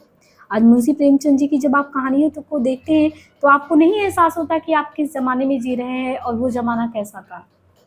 उनका दुख दर्द आपका खुद का दुख दर्द नहीं होता, वो है कलम की ताकत और उनके प्रति श्रद्धा स्नेह जो उनको मरणशील बनाने के बाद भी हमें हमारे जीवन में, हमारे हृदय में उनको हमेशा जीवंत रखता है। सामान्य जनजीवन में तो कोई मृत्यु हो जाए तो 10 दिन बाद लोग भूल जाएंगे, लेकिन ये मरणशील व्यक्ति ने एक समाज सृजन का काम किया, पूरे जीवन को खपाया, हम उन्हें हमेशा याद रखते हैं। तो काव्य है निराकार पदार्थ भावों और विचारों को साकार और सजीव बनाता है। रूप और व्यक्तित्व के प्रभाव की विद्युत ज्योति को सजा कर संरक्षित रखता और उससे अनुभूति और चेतनाओं के प्रदीप को आलोकित करता है। काव्य का ही सामर्थ्य है। तो ये आपको समझ में आया। और शास्त्र और विज्ञान तो जीवन का सार या निचोड़ देते, पर जीवन का यथार्थ रूप उसको अछूछड़ बनाए रखने का काम काव्य ही है। अब मुझे लगता है कि आपको कोई डाउट नहीं रहा कि काव्य का मतलब क्या है, काव्य क्यों होना चाहिए। काव्य की पतोन्मुख स्थिति भले ही है, लेकिन जब भी पूरे विश्व पे मानवता पे खतरा मंडराता है तो एक ऐसा हथियार है काव्य। काव्य ही समस्त मानवता की संपत्ति है, जो लोगों का रक्षक भी है। और विज्ञान तो कल्याणकारी है, लेकिन विज्ञान की चरमोत्कर्ष भक्षक का रूप ले सकता है, लेकिन उस समय रक्षक का रूप आपका काव्य लेगा। काव्य बाह्य जगत के साथ साथ सबसे बड़ी बात तो यही करता है कि वो आपके बाहरी जगत के साथ आपके अंदर के मानस जगत को भी चित्रित करता है, अंतस का रहस्य उद्घाटित करता है। वो हमारे जीवन को सदैव नई नई प्रेरणा देता है। अतः हमारे जीवन में काव्य का महत्व क्या है? शाश्वत महत्व। जीवन में उपयोगी होने के अलावा काव्य का उससे घनिष्ठ संबंध एक अन्य प्रकार से भी है। काव्य का विषय और वस्तु भी जीवन ही तो है। हम किसी के जीवन को ही तो चित्रित करते हैं। आपने सरोज स्मृति पढ़ा होगा निराला जी का। निराला जी के सरोज स्मृति पढ़ते हुए कितने पिता ऐसे नहीं होंगे जो अपनी पुत्री को नहीं याद किए होंगे, जो भी अभाव के जीवन में इस तरीके से अभाव की पूर्ति अपनी बेटी का नहीं कर पाए हों, या जो भी पिता हो माता हो जिन्होंने सब कुछ जीवन में अपने आप को अर्पित किया, समाज को किया, सभी को किया, लेकिन अन्यथा उनको अगर देखें तो जीवन में क्या मिला। तो जब आप सरोज स्मृति पढ़ते पढ़ते अपने आप को जोड़ लेते, राम की शक्ति पूजा पढ़ते पढ़ते अपने आप को जोड़ लेते कि आप राम की स्थिति में कि रावण की स्थिति में है। ब्रह्म राक्षस पढ़ते हुए आपके अंदर का वो ज्ञान चिंतन मनन जाग उठता है कि आप बहुत ही कभी कभी जीवन में बहुत ही उच्च पद पे होते हुए भी लोगों की सहायता नहीं कर सकते, और वो ब्रह्म राक्षस आपको अंदर से ही मार देता है। क्या ये सब आपके जीवन में नहीं होता? हर एक इंसान जो भी सहृदयशील है, जो भी चेतन मुख स्थिति में है, जो भी जीवन में निरंतर बढ़ रहा है, ये परिस्थितियां संवेदना से भरपूर कभी ना कभी उसके जीवन में आती ही हैं। और जब आप इनको किसी रचना में पाते हैं तो आपको लगता है कि नहीं, ये जीवन मेरा खुद का नहीं था, ये तो किसी और के साथ भी हो चुका है। बहुत बड़ी ताकत होती है काव्य की। अब यहाँ पे देखिए, जो आप मूलतः रटते हैं ना कि काव्य के लक्षण क्या है, कौन कौन से हैं। अब सबसे पहले हम यहाँ पे आपको काव्य के लक्षण पे बात करने से पहले, आपको मूल जो टेक्स्ट है इसको कराने से पहले, जो गाइड में आप काव्य के लक्षण को रटते हैं, पहले हम यहाँ से इसको एक बार आपका रिवाइज करा देते हैं, तो फिर आप उसको आएंगे तो उसके साथ न्याय कर पाएंगे। नहीं तो पता लगा कि समझ ही नहीं आएगा कि क्या क्या चीज़ें हम जो है पढ़ रहे हैं। वैसे ये लेक्चर आपके लिए बहुत ही कह सकते हैं कि आपको झकझोर देने वाला लेक्चर है, ठीक है। तो संस्कृत के काव्य लक्षण में आप पढ़ते हैं, जैसे भामा जी हैं, भामा जी ने कहा था काव्य के बारे में, शब्दार्थों सहितो काव्यम गद्यम पद्यम च ताद्युद्धा। यानी भामा जी ने कहा था कि शब्दार्थों, शब्द प्लस अर्थ के सहित काव्य गद्य प्लस पद्य दोनों से मिलाकर हो। दंडी का जो संस्कृत का काव्य लक्ष्य, दंडी कहते हैं कि शरीरम ताव दिष्ठार्थ व्यवच्छिन्ना पदावली। देखिए, ये आपको याद करने की दृष्टि से हम ये कहेंगे कि हर एक पंक्ति में कुछ मूल चीज़ें हैं ना, उन्हीं को आप बार बार रिवाइज करने के लिए वो कर लीजिए, लेकिन मूल अर्थ अभी हम समझेंगे। जैसे यहाँ पे भामा है तो आपने गद्यम पद्यम से भामा को याद कर लिया, या डंडी का आया तो शरीरम तावदिष्ठर्थ व्यवच्छिन्ना पदावली, तो डंडी को याद कर लिया। ऐसे ही जहाँ पे शब्दों गुड़ा अलंकारा आया तो वामन को याद कर लिए, शब्दों या गुड़ा अलंकारा वामन। ननु शब्दार्थों आया तो रुद्रट हो गए, शब्दार्थों सरितम तावतो काव्यम, तो यहाँ पे आनंदवर्धन का। इनके अलावा आनंदवर्धन जी के द्वारा ही ये भी कहा गया है, सहृदय हृदय अलदि शब्दार्थ सत्य मेत्व काव्य लक्षणम, आनंदवर्धन का है। राजशेखर के द्वारा कहा है गुणवद अलंकृतन च वाक्य में वो काव्यम। इनके अलावा शब्दार्थ योवार्थ वस्य वभावेन विद्या साहित्य विद्या, राजशेखर के द्वारा है। कुंतक के द्वारा कहा गया है शब्दार्थों सहित तो वक्र कवि व्यापार शालिनी, तो व्यापार शालिनी है कुंतक का। निर्दोषों, क्योंकि आप पूरा नहीं याद रख सकते हैं ना, तो आप कुछ लोगों का जैसे लिखित परीक्षा हो तो कुछ लोगों का याद रख लीजिए, बाकी ऐसे जो है की पॉइंट को ध्यान रखिए ताकि एग्जाम में आपका क्वेश्चन सही हो।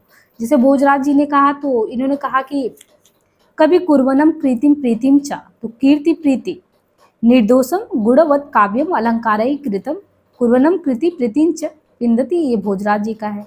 तद दोषो शब्दार्थो सा गुणा वना अलंकृति पुनः क्वापी, मम्मट के द्वारा है ना। काव्य विशिष्ट शब्दार्थ साहित्य सा दलंकृति, क्षेमेंद्र के द्वारा कहा गया है। साधु शब्दार्थ संदर्भ गुणालंकारा भूषितम, ये वाग्भट्ट के द्वारा कहा गया है। स्फुटित रसोपेत काव्यम कुर्वितम कीर्ते, वाग्भट्ट के द्वारा कहा गया है। अदोषो सगुणो सा अलंकारो चा शब्दार्थो काव्यम, हेमचंद के द्वारा। निर्दोषा लक्षणवती, ये जयदेव के द्वारा कहा गया है। ही विशिष्टो शब्दार्थो काव्यम, समुद्र बंध के द्वारा। वाक्यम रसात्मकम काव्यम, विश्वनाथ के द्वारा। शब्दार्थो व पुरुष शब्दार्थो व पुस्तक काव्यम, विद्याधर के द्वारा। रमणीयार्थ प्रतिपादिका शब्द काव्यम, जगन्नाथ के द्वारा कहा गया है। इसी तरीके से जो हिंदी विद्वान थे, हिंदी के कुछ विद्वान थे, इनके द्वारा, जैसे हिंदी के विद्वान में आप देखिए, यद्यपि सुजाति सुलक्षणी सुवर्ण सरस समृद्ध, कवि केशव के द्वारा कहा गया। श्रीपति के द्वारा कहा गया कविता वनिता छवि, अब यहाँ से आप कंफ्यूज ना हो, यहाँ पे कविता वनिता मित्र कहा गया है केशव की पंक्ति में, लेकिन कहीं पे अगर आपको वो नहीं याद आ रहा है, कविता वनिता मित्र तो याद हो जाएगा, वो केशव वाला बहुत ही ज्यादा प्रसिद्ध है। लेकिन कहीं पे अगर मान लीजिए आपको यद्यपि दोष बिन गुण सहित अलंकार सो लीन, और जहां पे आया लीन और प्रवीण, कविता वनिता छवि, कविता वनिता मित्र नहीं है बल्कि छवि है, तो ये श्रीपति का है। फिर चिंतामणि के द्वारा जो दिया गया है, चिंतामणि के द्वारा दिया गया है, सगुण अलंकारान सहित दोष रहित जो होय, शब्द अर्थ वारो कवि विबुध कहत सब कोई। तो सगुण अलंकारान सहित दोष रहित जो होय, शब्द अर्थ वारो कवि विबुध कहत सब कोई, चिंतामणि के द्वारा है। वतक हाउ रस में जूहे कवित कहावे सोई, कवि चिंतामणि के द्वारा कहा गया है। दोष रहित अरुगुण सहित कछुक अल्प अलंकार, तो कुलपति मिश्र के द्वारा कहा गया है। जगते अद्भुत सुख सदन शब्दरु अर्थ कवित, ये कुलपति मिश्र के द्वारा कहा गया है। वर्णन मनोरंजन जहाँ रीति अलौकिक होई, निपुण कर्म कवि जो तिह काव्य कह सब कोई, है ना। इसके बाद है कविदेव की ये पंक्ति है, शब्द जीव तिहि अर्थ मन रस में सुजस शरीर चलत वहे जुग छंद गति अलंकार गंभीर, ये पंक्तियां कविदेव के द्वारा कहा गया है। शगुन पदार्थ दोष बिनु पिंगल मत अविरुद्ध, सोमनाथ के द्वारा है। रस कवित को अंग भूषण है भूषण सकल, भिखारीदास के द्वारा कहा गया है। किसी पुस्तक को हम साहित्य या काव्य की उपाधि तभी दे सकते हैं जब जो कुछ उसमें लिखा गया है वो कला के उद्देश्यों की पूर्ति करता हो, ये किसने कहा, बाबू श्याम सुंदर दास ने। मानव मस्तिष्क के पोषण के लिए भाव राशि के संचित भंडार को साहित्य कहते हैं, ये किसने कहा, बाबू श्याम सुंदर दास ने कहा।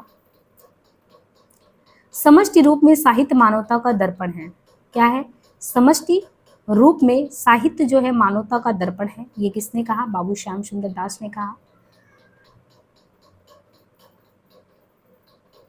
मानव मस्तिष्क के पोषण के लिए भाव राशि के संचित भंडार को साहित्य कहते हैं, यानी यहाँ पे कहा गया कि मानव का जो मस्तिष्क है, मानव के मस्तिष्क के पोषण के लिए भाव राशि के संचित भंडार को क्या कहते हैं, साहित्य कहते हैं, है ना। तो मानव मस्तिष्क के पोषण के लिए भाव राशि के संचित भंडार को साहित्य कहते हैं, ये कहना किसका है, बाबू श्याम सुंदर दास का। इसके बाद यहाँ पे देखिए समष्टि रूप में साहित्य मानवता का दर्पण है। इसके बाद जिस साहित्य में मानव मस्तिष्क को समृद्ध करने की शक्ति नहीं, या जिस साहित्य में वो अचूक मंत्र नहीं जो फूंक मारते ही पस्त पड़ी हुई जाति को ठोकर खाए हुए सर्प के समान क्षुब्ध कर दे, चारित्रिक सत्य का अन्वेषण विश्लेषण नहीं, ये पंडित रामदहीन मिश्र ने कहा है।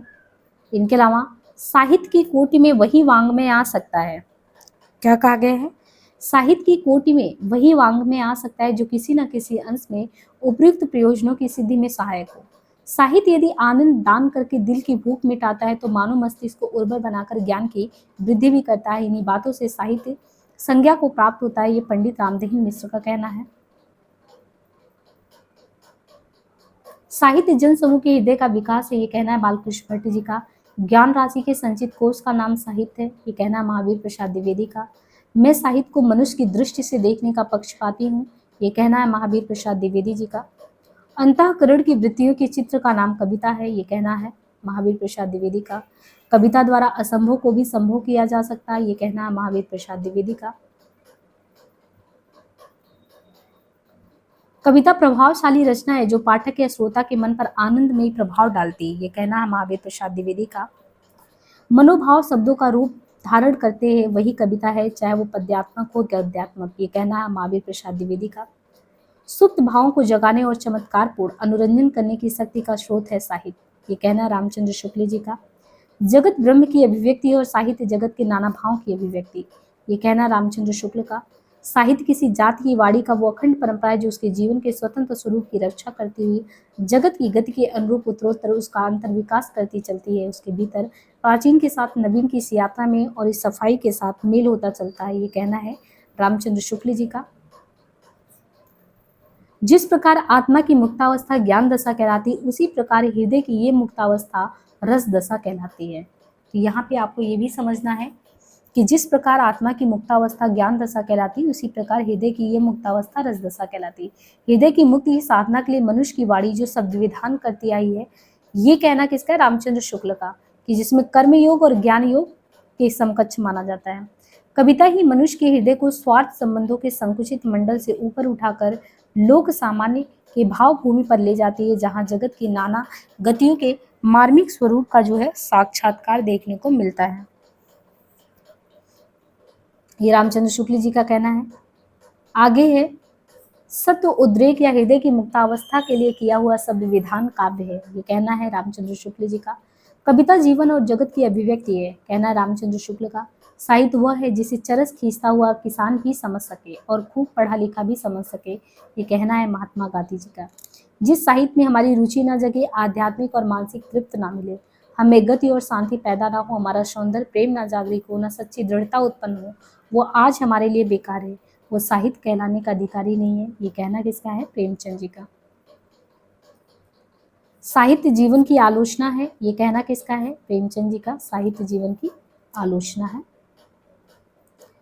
अब भारतीय दृष्टि में अगर देखें ना, तो आत्मा का अर्थ संकुचित व्यक्ति तो नहीं है, विस्तार में ही आत्मा की पूर्णता है। ये सभी हृदय के ओज को उद्दीप्त कर काव्य के प्रेरक बन जाते हैं। ये कहना बाबू गुलाब राय का। डॉक्टर गुलाब राय, काव्य संसार के प्रति कवि की भाव प्रधान किंतु व्यक्ति संबंधों से मुक्त मानसिक प्रक्रियाओं कल्पना के साँचे में ढली हुई श्रेय की प्रेयारूप प्रभाव उत्पादक अभिव्यक्ति। डॉक्टर गुलाब राय का कहना है, आत्मा की मनन शक्ति की वह असाधारण अवस्था जो श्रेय सत्य को उसके मूल चारुत्व में सहसा ग्रहण कर लेती है, काव्य में संकल्पनात्मक अनुभूति कही जा सकती है। ये कहना है जयशंकर प्रसाद का। काव्य आत्मा की संकल्पनात्मक अनुभूति है जिसका संबंध विश्लेषण या विज्ञान से नहीं है। ये कहना है जयशंकर प्रसाद जी का। कविता हमारे परिपूर्ण क्षणों की वाणी है। सुनीता नंदन पंत, कविता कवि विशेष की भावनाओं का चित्रण है और वह चित्रण इतना ठीक है कि उसको उसके जैसी ही भावनाएं दूसरे के हृदय में आविर्भूत हो जाती हैं। ये कहना महादेवी वर्मा का।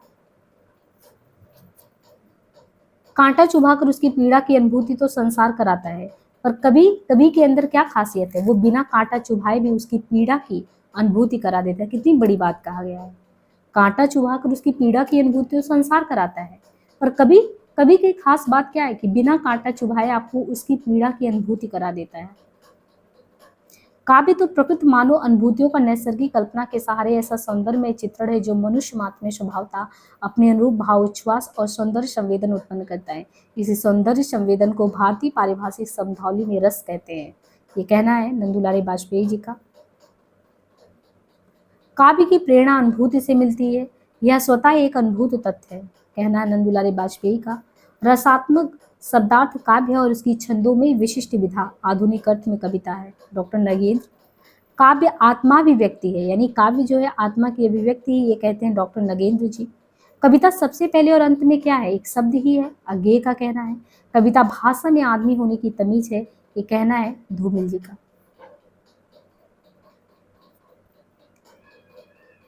कविता रागात्मक और छंदोबद्ध भाषा के माध्यम से प्रकृति का अनुकरण है, प्रकृति का नकल है। ये किसने कहा है? ड्राइडन।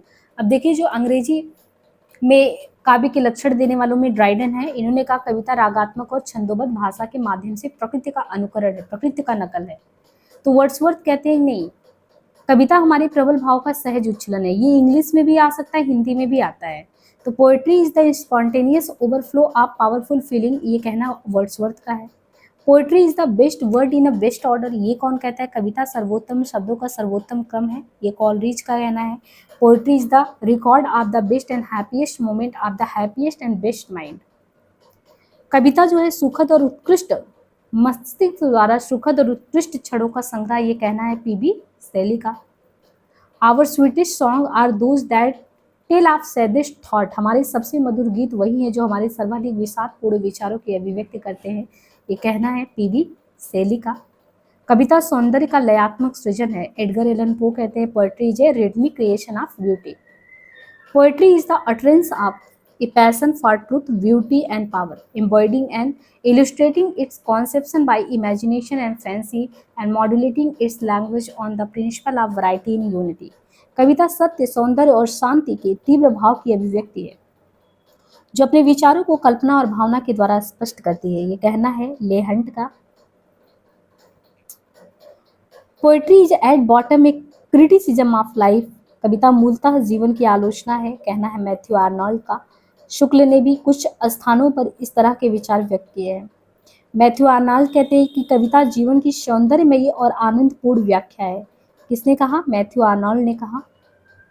कल्पना के आवेग में अभिजात मूल्य की सृजना को क्या कहते हैं? सृजना को कविता। रश्किन, कविता तो कल्पना और भावों की व्याख्या है। विलियम हैजलिट, शब्दों के काल्पनिक जाल में फंसाने वाली जादूगरनी कौन होता है? लॉर्ड मैकाले कहता है। तो काव्य लक्षण में आपने देखा कि जो आधार है उनमें 3 आधारों पे प्रमुखता बात कर ही लिए है, लेकिन वैसे शब्दार्थ के आधार पे भामा, रुद्रट, वामन, कुंतक इनको बांटा गया है, क्योंकि काव्य लक्षण जो है 3 आधारों पे बांटा गया है, शब्द और अर्थ के आधार पे, शब्द के आधार पे, रस और ध्वनि के आधार पे। और जो शब्दार्थ के आधार पे है तो उसमें भामा, रुद्रट, वामन, कुंतक को बांटा गया है, जिसमें भामा का शब्दार्थों से ही तो है, ननु शब्दार्थ रुद्रट का है, और काव्य शब्द गुड़ा अलंकारा करके वामन का है, और शब्दार्थों से ही तो वक्र व्यापार शालिनी वाला कुंतक का है। इसी तरह आपने देखना है कि जो मम्मट है, वाग्भट है, आनंदवर्धन है, राजशेखर है, विद्याधर है, क्षेमेंद्र है। तो हम पहले भी बात कर ही चुके हैं, मम्मट का यही था, तद 200 शब्दातु सा गुड़ा वना अलंकृति पुनः क्वापी, जहाँ गुड़ वलंकृति करके है। वाग्भट का है शब्दार्थ संदर्भ अस्फुट रीति रसोपेत करके यहाँ पे दिया है। आनंदवर्धन का तो यही है, सा हृदय हृदय आह्लाद भर जाए, काव्य लक्षण वही है। राजशेखर गुड़ की बात करते हैं कि गुणवद अलंकृत वाक्यमेव काव्यम है। विद्याधर शब्दार्थों वपुरुष्य, शब्दार्थों तो वपुरुष्य को ध्यान रखिए विद्याधर के लिए, है ना। क्षेमेंद्र का काव्य विशिष्टम शब्दार्थ, काव्य का जो विशिष्ट शब्दार्थ है, साहित्य अलंकृति वही है। लेकिन जब हम शब्द के बात करते हैं तो ये डंडी, जयदेव, जगन्नाथ ये शब्दों के आधार पर विभाजित है। जैसे डंडी जो है ये क्या कहते हैं कि शरीराम ताव दिष्ठर्थ व्यवच्छिन्ना पदावली, तो बहुत इंपॉर्टेंट है। और जो जयदेव है इन्होंने निर्दोषा लक्षणवती सरित गुड़ा भूषड़ा सलंकार रसाने के, तो यहाँ पे तीनों लोगों का ये शब्द के केंद्र में है, इनके केंद्र में है शब्द डंडी में व्यवच्छिन्ना पदावली, शरीर ताव दिष्टार्थ, और ये सलंकार करके जयदेव का, जगन्नाथ का है। और रस और ध्वनि के आधार पे देखें तो आचार्यों में विश्वनाथ आते हैं, आचार्य विश्वनाथ आते हैं, भोजराज है ना। वाक्यम रसात्मकम काव्यम उनका हो गया, भोजराज का निर्दोषम गुणावत अलंकारम करके हो गया। और आचार्यों में काव्य लक्षण में केशव दास का यद्यपि सुजाति सुलक्षणी सुवर्ण सरस सुभृष्ट हो गया। श्रीपति का यद्यपि दोष बिन गुण सहित, या चिंतामणि का हो गया, कुलपति मिश्र, सूरति मिश्र, फिर कविदेव का हो गया, शब्द ज्योति अरत करके सोमनाथ का है।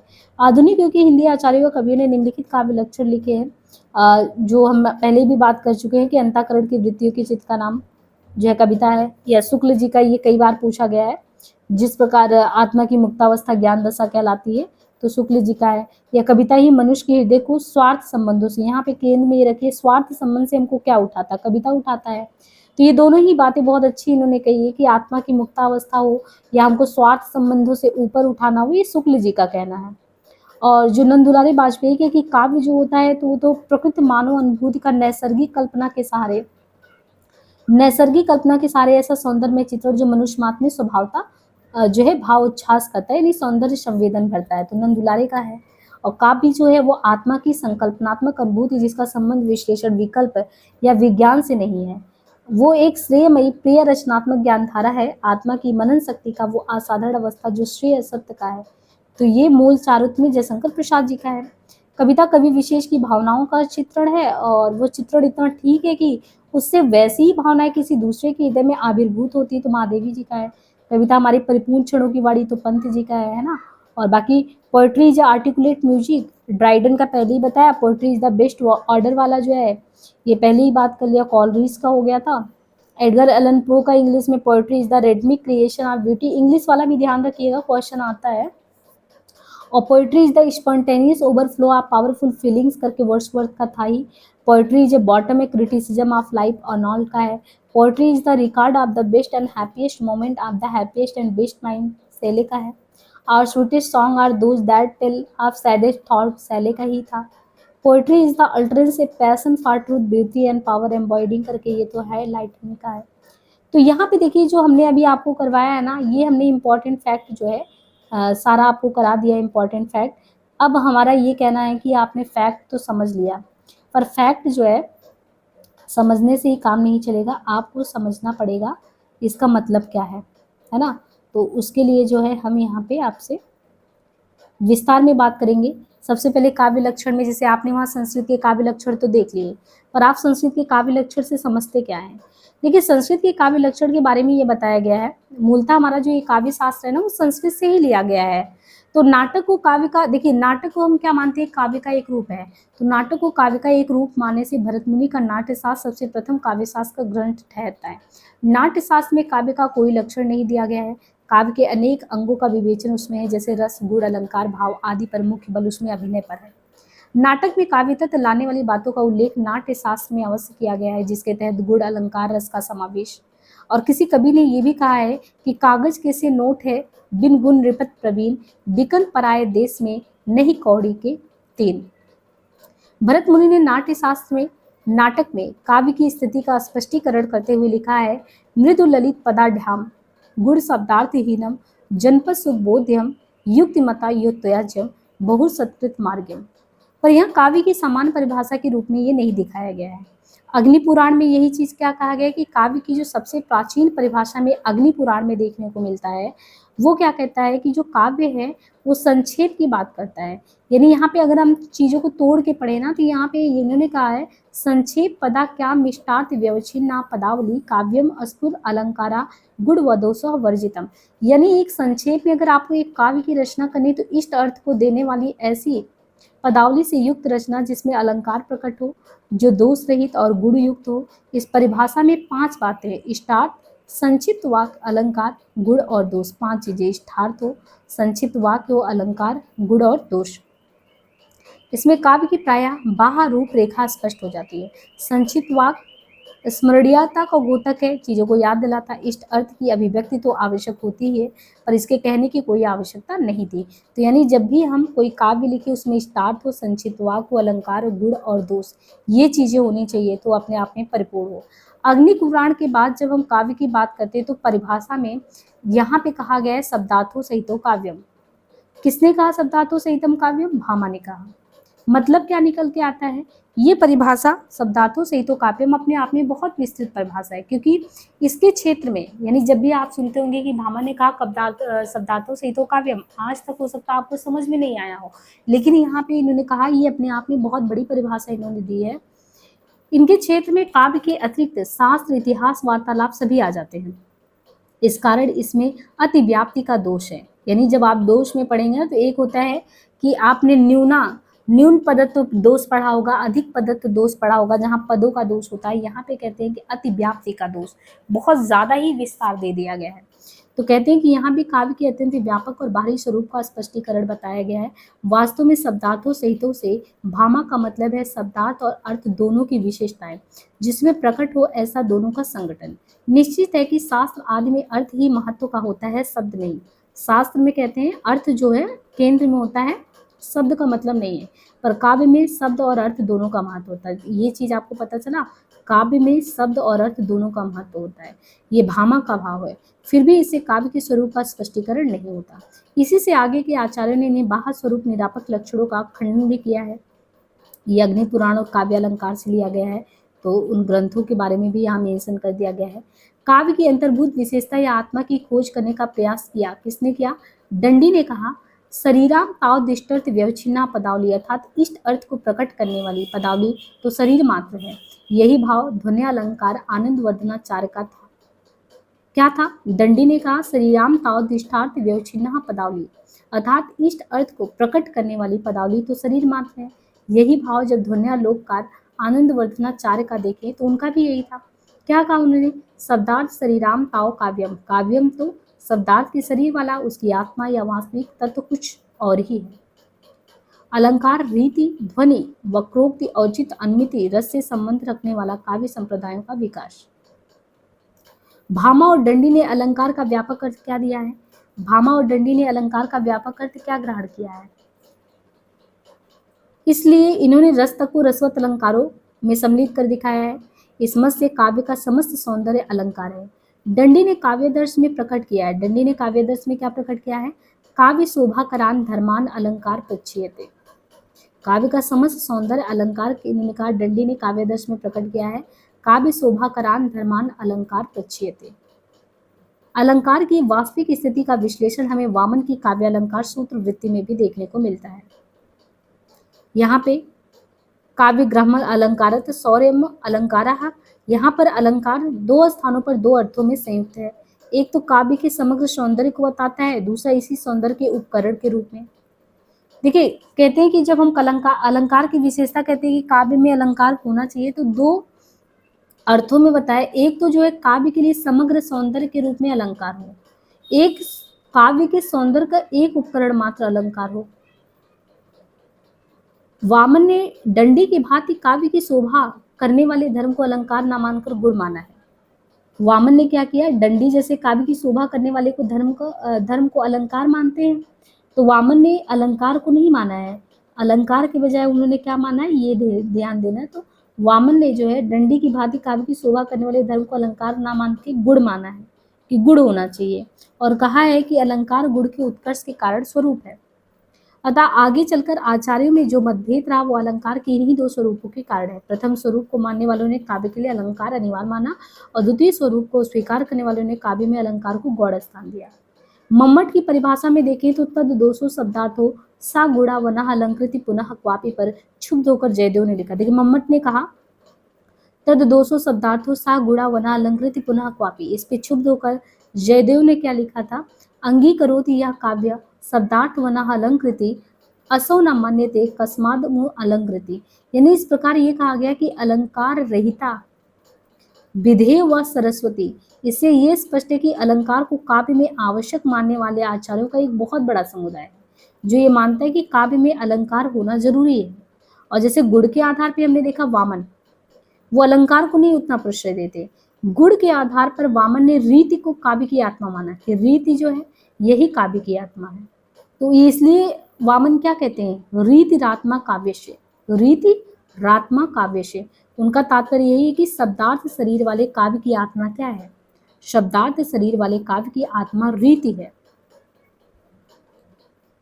और फिर आचार्य आनंदवर्धन, इन्होंने, उनकी रचना का नाम है ध्वन्यालोक, और आचार्य आनंदवर्धन ने अपने ग्रंथ ध्वन्यालोक में शब्द और अर्थ को काव्य का शरीर बताकर काव्य की आत्मा ध्वनि को माना है।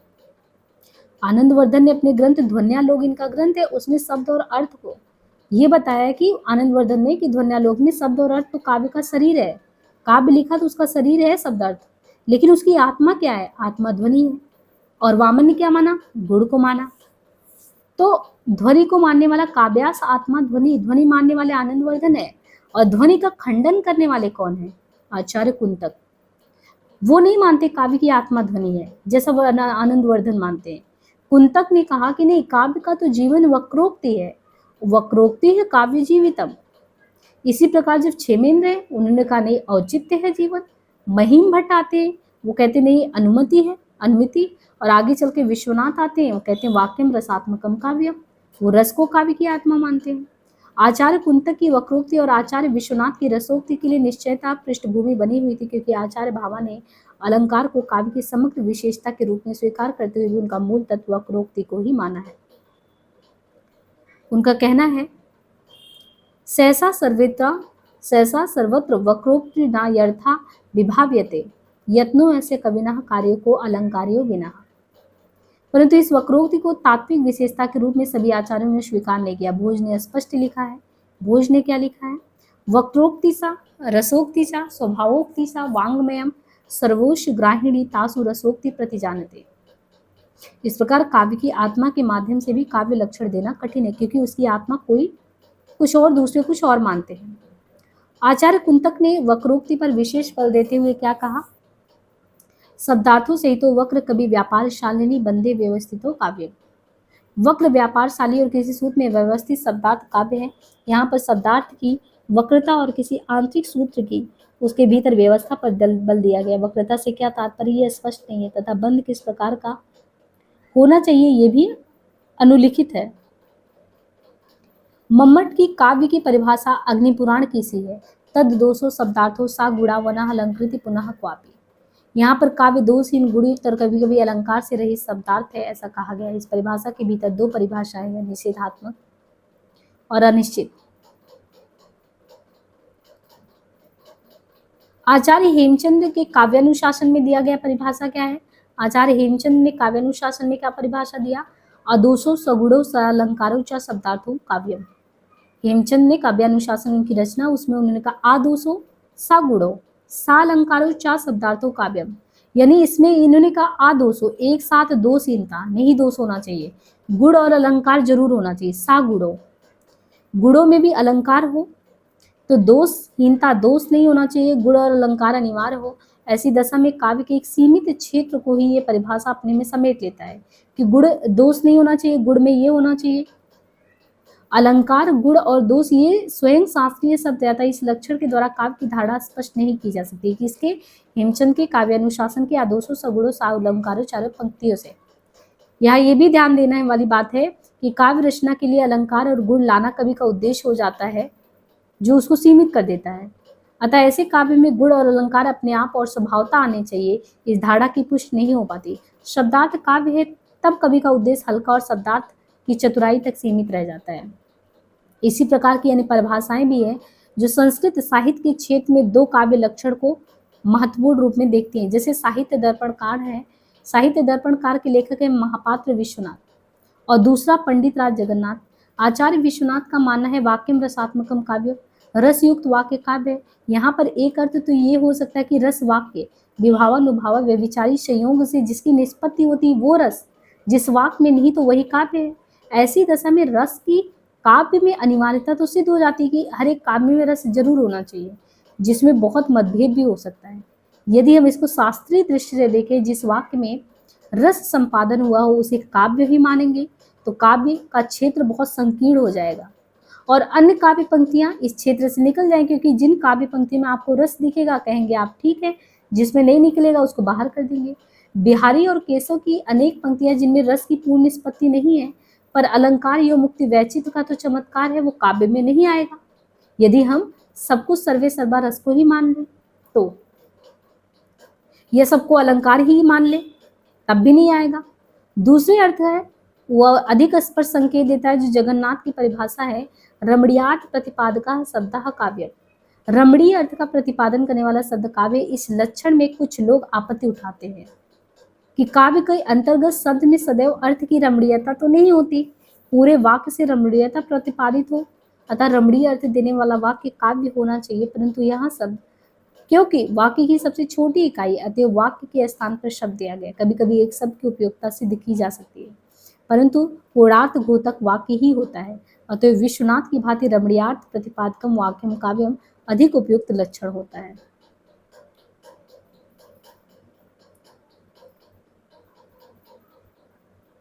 एक उदाहरण से स्पष्ट करेंगे कि पुष्कर कवि का कृष्ण के गोवर्धन धारण से संबंध रखने वाला एक छंद दिया है। जल जोर उठी घनघोर घटा ब्रज ऊपर को पुरंदर को, कवि पुष्कर गोकुल गोप सभय निरखे मुख श्री मुरलद हो। ये जो छंद दिया गया है इसमें अर्थ की रमणीयता साधारण पर शब्द और वर्णवृत्ति का जो छटा है वो मन को आकर्षित कर लेता है। अतः काव्य में शब्द की रमणीयता की उपेक्षा आप नहीं कर सकते हैं। काव्य में सिर्फ शब्द की रमणीयता की उपेक्षा नहीं की जा सकती, इसलिए हम काव्य की परिभाषा उपयुक्त बातों को ध्यान में रखकर ही करेंगे तो ज्यादा तर्कसंगत होगा। इसलिए शब्द, अर्थ और दोनों की रमणीयता से युक्त वाक्य रचना को काव्य कहते हैं। शब्द भी हो, उसमें गहरे अर्थ भी निहित हो, वो रमणीय हो। यहाँ पर शब्द की रमणीयता मतलब शब्दों में अलंकार हो, रीति हो, वृत्ति हो, संगीत हो। अर्थ की रमणीयता मतलब अर्था अलंकार, वक्रोक्ति, ध्वनि, रस, ये सब हो। शब्द की रमणीयता रीति में भलीभांति प्रतिपादित है। विशिष्टा पद रचना है, रीति में शब्द की सजावट पर जोर है। ये काव्य वाक्य रचना है।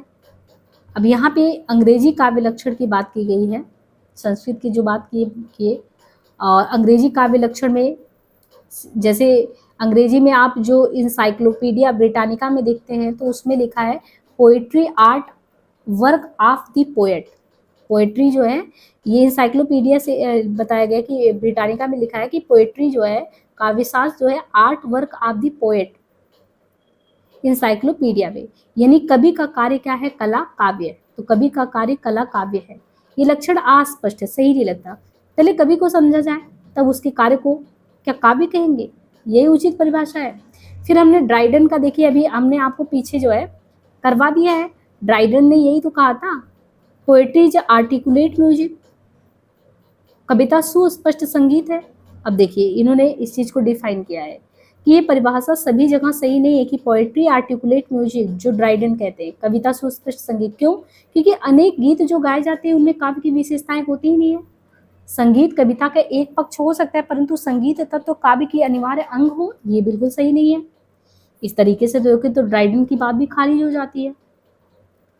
कॉलरिज का जब हमने पढ़ा कि इन्होंने क्या काव्य शास्त्र के लक्षण दिए, तो कॉलरिज ने कहा सर्वोत्तम शब्द अपने सर्वोत्तम क्रम में कविता होती है। Poetry is the best word in the best order. अब यहाँ पे प्रश्न ये है कि क्या जो भी चीजें लिखी जाती हैं वो सबसे उत्तम अर्थ देने वाला होता ही है, और क्रम में भी होता है।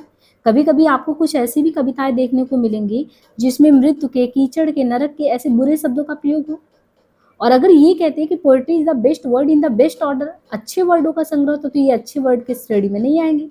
जैसे टॉमस ग्रे की एक एलेजी शोक गीत की पहली पंक्ति है, the curfew tolls the knell of parting day, या नेल पार्टिंग, ये तो ठीक नहीं है। ऐसे बेनी कभी हिंदी के हुए, उन्होंने एक पंक्ति लिखा, मीच तो बली है पे कीच लखनऊ की, यानी कीच कीचड़ वगैरह की बात करते हैं। ऐसे काव्य में poetry is the best word है तो बेस्ट वर्ड तो आया ही नहीं, तब तो कॉलरिज की बात भी खारिज हो गई यहाँ पे। और क्रम में भी आए तो ये जरूरी नहीं है। अब तीसरे नंबर पे बात करते हैं कि वर्ड्सवर्थ का हमने विचार लिया था। कविता प्रबल अनुभूतियों का सहज उद्रेक है जिसका स्रोत शांति के समय में स्मृत मनोवेगों से तथी। यहाँ पे जो शांति के समय में हुआ ना, यहाँ पे टोक दिया। वर्ड्सवर्थ ने कहा poetry is the spontaneous overflow of powerful feeling, it takes it origin from emotion recollected and tranquility. तो वर्ड्सवर्थ ने जब ये परिभाषा दिया तत्पूर्व, तो ये कहा कि ये भावानुभूति है। कभी कभी हमारे अंदर ऐसी भावनाएं तीव्र तेजी से बहती हैं कि हम सोचते हैं कुछ लिख दे, वो तो ठीक है, पर यहाँ पर अभिव्यक्ति कला और उसके प्रभाव का उल्लेख नहीं है।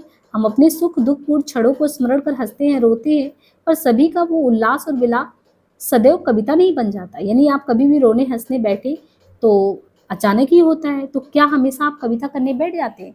यानी कविता के लिए उस सहज अभिव्यक्ति में सौंदर्य भी चाहिए, संयम भी चाहिए, प्रभाव की आवश्यकता भी चाहिए। और तीव्र आवेग में लिख दिया तो वो उस रूप में तो आप नहीं लिख पाए। कहा भी गया है, भाव स्मरण रसा, भाव के स्मृत रूप आनंद नहीं होता, और उनकी कविता प्रतिभा संपन्न कवियों के लिए अभिव्यक्ति होता है। आगे इन्होंने शैली के विचार के बारे में बात किया है कि शैली के विचार थे कि सर्व सुखी और सर्वोत्तम मनों के सर्वोत्तम और सर्वाधिक सुखपूर्ण क्षणों का लेखक कविता। Poetry is the record of the best and happiest moment of the happiest and best mind. Shelley, इन्होंने शैली ने कहा सुखपूर्ण क्षणों से अधिक काव्य के बीज तो विषादपूर्ण क्षणों में उगते हैं, जैसे कि स्वयं शैली के ही विचार है। Our sweetest song are those that tell of saddest thought. हमारे सबसे मधुर गान वे हैं जिनमें विषादपूर्ण भाव व्यक्त किए जाते हैं। आगे है एको रसा करुणा एवं निमेद भेदता। इसी प्रकार लेहंड की एक परिभाषा जिसमें सौंदर्य सत्य और शक्ति के हेतु अदम्य वासना के उद्गार को काव्य कहा जाता है। Poetry is the utterance of a passion for truth, beauty and power, embodying and illustrating. यहाँ परिभाषा दिया गया है, कुछ जटिल और अधिक बड़ी ही दे दिया गया है परिभाषा इनका। मैथ्यू आर्नल्ड ने कहा कि कविता अपने मूल रूप में जीवन की आलोचना है। इसने कहा, मैथ्यू ने कहा कि कविता अपने मूल रूप में जीवन की आलोचना। Poetry is at bottom a criticism of life, Arnold ने कहा। 19वीं शताब्दी के जो है प्रसिद्ध लेखक डॉक्टर जॉनसन ने कविता को उस कला के रूप में स्वीकार किया जो कल्पना की सहायता से युक्ति के द्वारा सत्य को आनंद से समन्वित करती है। डॉक्टर जॉनसन का कहना है poetry is the art of uniting pleasure with truth by calling imagination.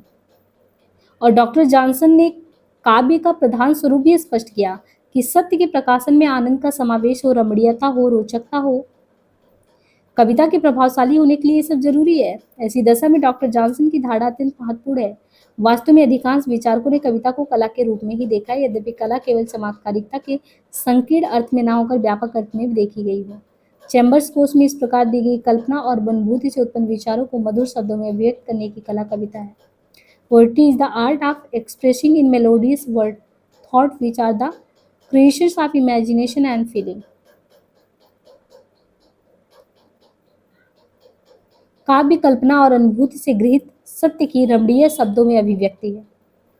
तो यहाँ पे जो अंग्रेजी के जितने भी लक्षण के लिए जो भी रचनाकार हुए उन्होंने अपने विचार दिए, और यहाँ पे जो हिंदी काव्य लक्षण में देखने को मिलता है, जैसे वैसे तो देखिए कुछ परिभाषाएं महत्वपूर्ण है, लेकिन आचार्य केशवदास ने काव्य की कोई परिभाषा नहीं दी, पर वे काव्य की शोभा अलंकार को ही मानते हैं। जैसे वो सीधे ये कह देते हैं कि यद्यपि जाति सुलक्षणी सुवर्ण सरस समृद्ध, हम लोगों ने अभी देखा, श्रीपति का भी देखा था।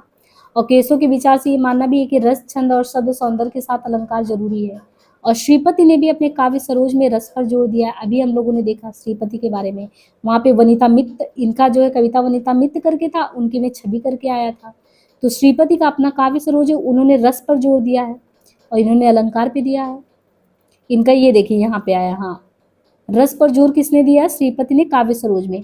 यद्यपि दोष बिन गुण सहित अलंकार सोलीन, कविता वनिता छवि नहीं, कविता वनिता छवि नहीं। अब देखिए, अब आपको याद करना नहीं पड़ेगा, अगर आपने श्रीपति के बारे में भी हमने जस्ट आपको दिखाया ही था, और यहाँ पे ये समझ लिया कि ये अगर अलंकार की बात करते हैं, यद्यपि सुजाति सुलक्षणी की बात करते हैं केशव अलंकार पे, तो काव्य सरोज के लेखक श्रीपति हैं और ये लिखते कविता वनिता छवि नहीं, रस, रस बिन तदपि प्रवीण, तो रस को लेके जाए। ऐसा जान पड़ता है कि श्रीपति ने आचार्य केशवदास के मत का उन्हीं शब्दों में खंडन किया, और सही बात है।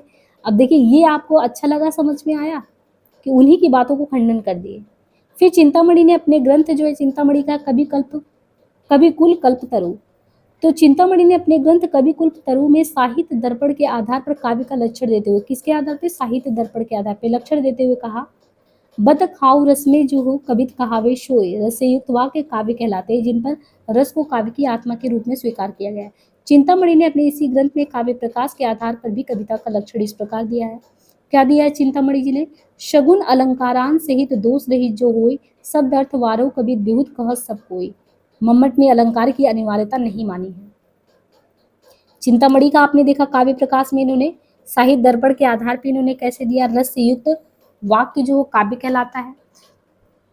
मम्मट ने अलंकार को अनिवार्य नहीं माना है, पर इसमें अलंकार अनिवार्य कर दिए गए हैं, जैसा कि आचार्य हेमचंद की परिभाषा में हम देख आए हैं। अतः ये परिभाषा मम्मट के लक्षण की अपेक्षा हेमचंद के लक्षण से ज्यादा साम्य रखती है। कुलपति मिश्र ने अपने रस रहस्य में भी मम्मट के काव्य प्रकाश का पूर्ण आधार ग्रहण किया है। किसने? कुलपति जी ने। उनकी रचना रस रहस्य, उसमें मम्मट के काव्य प्रकाश का पूर्ण आधार ग्रहण किया है। उनका कहना है, दोष रहित अरुगुण सहित कछुक अल्प अलंकार, शब्द अरस सो कवित है ताको करो विचार। पर इसका और वाक्यम रसात्मकम काव्यम दोनों की आलोचना करके कुलपति ने अपने निजी काव्य लक्षण को इस प्रकार व्यक्त किया है। कहते हैं कि जगते अद्भुत सुख सदन सद्दुर अर्थ कवित या लक्षण मैंने किए समझो ग्रंथ बहुचित। महाकवि देव ने अपने ग्रंथ काव्य रसायन में काव्य के स्वरूप को स्पष्ट किया है। शब्द जीव ते ही अर्थ मन रस में सुजत शरीर। आगे इसमें काव्य पुरुष रूपक का सुस्पष्टीकरण यहाँ दिया गया है, जिसमें शब्द को शरीर ना मानकर रस को शरीर माना गया है। गति की गंभीरता भावों पर निर्भर करती है, अलंकारों पर नहीं। देव ने रस को काव्य का सार माना है। सूरत मिश्र ने काव्य सिद्धांत में काव्य का जो लक्षण है वो इस प्रकार है, वर्णन मनोरंजन जहाँ रीति अलौकिक कोई, निपुण कर्म कवि को जो तिथि कहब कह सब कोई। श्रीपति ने अपनी परिभाषा काव्य प्रकाश के आधार पर ही की है, और वैसे ही सोमनाथ की परिभाषा भी है, जिन्होंने अलंकार को काव्य में आवश्यक मानकर लिखा है। सगुन पदार्थ दोष बिन पिंगल मत अविरुद्ध। सोमनाथ ने कविता के लिए छंद की आवश्यकता स्वीकार की है। किसने? सोमनाथ ने। छंद चाहिए। ठाकुर कवि ने लिखा है, पंडिल और प्रवीणन को जाई चित्त हरे सो कवित कहावे। आचार्य महावीर प्रसाद द्विवेदी ने 2-3 प्रसंगों में तो यही कहा है, उल्लेख करते हुए कि कविता प्रभावशाली रचना है जो पाठक या श्रोता के मन पर आनंददायी प्रभाव डालता है। इनके अलावा मनोभाव शब्दों का रूप धारण करते वही कविता है, चाहे वह पद्यात्मक हो या गद्यात्मक। अंतःकरण की वृत्तियों के चित्र का नाम कविता है। तो ऊपर के लक्षणों में प्रथम में रचना किस वस्तु के चित्र की या संगीत की स्पष्ट तो नहीं है। अंतर्वृत्ति का चित्र कविता के एक रूप मात्र हो सकता है। कविता के लिए छंद अनिवार्य है, जिसका संकेत उन्होंने अनेक बार इस शब्द के प्रयोग के साथ नहीं किया। अतः कविता और काव्य का भेदक धारणा स्पष्ट नहीं है उनका। और शुक्ल ने कविता को जीवन और जगत की अभिव्यक्ति माना है। उनका विचार क्या है? अभिव्यक्ति अव्यक्त की, जो व्यक्त नहीं हो सकता उसकी अभिव्यक्ति जगत है। इस प्रकार कविता अभिव्यक्ति की अभिव्यक्ति हुई। इस लक्षण से कविता की सदा रहने वाली नव्यता और विविधता का संकेत मिलता है, जैसे कि माघ ने शिशुपाल वध महाकाव्य में लिखा है, छड़े छड़े यत्रावता माँ पौपते। अथर्ववेद के सूक्त में पश्य देवस्य काव्यम नाम हमारे जीरयति। इसी तरीके से यहाँ पे परिभाषा दिया गया है। शुक्ल जी ने दूसरी परिभाषा अपने ग्रंथ चिंतामणि के प्रथम भाग में दिया था। सत्व उद्रेक या हृदय की मुक्तावस्था के लिए किया हुआ संविधान काव्य है। छायावादी कवियों में सबसे अधिक महत्वपूर्ण धारणा जयशंकर प्रसाद की। उन्होंने लिखा है, काव्य आत्मा की संकल्पनात्मक अनुभूति जिसका संबंध विश्लेषण, विकल्प या विज्ञान से नहीं, वह एक श्रेयमयी प्रिय रचनात्मक ज्ञान धारा है। इसमें पहला दोष है अस्पष्टता। आत्मा की संकल्पनात्मक अनुभूति जो है वो पद स्पष्ट नहीं है।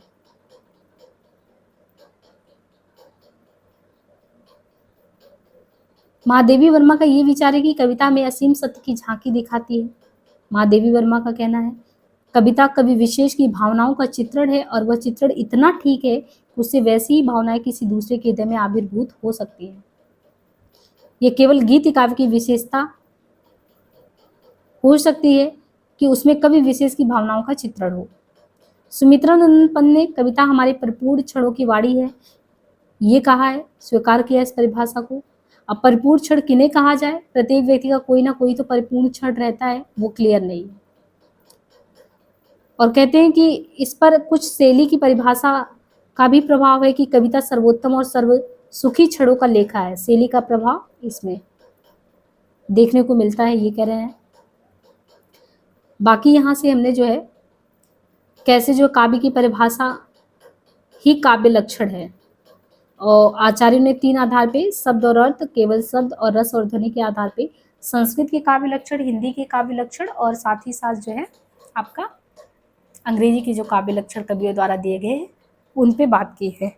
तो मुझे उम्मीद है कि हमने इस पूरी चर्चा के दौरान आपको काव्य क्या है, एक कवि कौन होता है, ईश्वरीय देन होता है कि नहीं, काव्य की आवश्यकता क्या है, काव्य की पतोन्मुख स्थिति क्या है, जीवन और काव्य क्या है, काव्य के तीनों जो संस्कृत आचार्य हैं, हिंदी के आचार्य हैं, अंग्रेजी में जो भी हैं पोएट, उनके बारे में जो कथन उन्होंने दिए उन सारे पे हमने जिक्र कर दिया और 1 लाइनर भी इसमें जोड़ दिया है। अब हम आपको हो सकता है कि यहाँ पे टेलीग्राम लिंक प्रोवाइड करेंगे, साथ ही एक व्हाट्सएप चैनल भी। आप व्हाट्सएप चैनल से जुड़ जाइए क्योंकि हम जो है इस पीडीएफ को जो है आपका मतलब कि ये जो काव्यशास्त्र का पीडीएफ है वो उसी पे डालेंगे। तो आज के लिए इतना ही और अपना सहयोग बनाए रहिए। अगर आप क्रमशः बहुत अच्छे से फॉलो करते हैं और प्लीज़ हम आपसे यही कहेंगे कि आप लोग जितने लोगों तक पहुंचाएंगे, हमारा मनोबल बढ़ाएंगे, उतनी ही तन्मयता के साथ हम पूरा टेक्स्ट ख़त्म कराने की कोशिश करेंगे। और कुछ आप और भी कहना चाहेंगे तो इनमें चीज़ों को इंक्लूड कर दिया जाएगा। और इसके बाद हम जब काव्यशास्त्र ख़त्म हो जाएगा तो हिंदी गद्य साहित्य रामचंद्र तिवारी जी का उसको शुरू कराएंगे। बाकी अभी ये काव्यशास्त्र लंबा चलेगा क्योंकि पूरे भारतीय काव्यशास्त्र, पाश्चात्य काव्यशास्त्र कराने में टाइम लगेगा। साथ में बीच-बीच में हम प्रश्नोत्तरी सेशन भी लाएंगे काव्यशास्त्र का। तो आज के लिए इतना ही, मिलते हैं नेक्स्ट वीडियो में।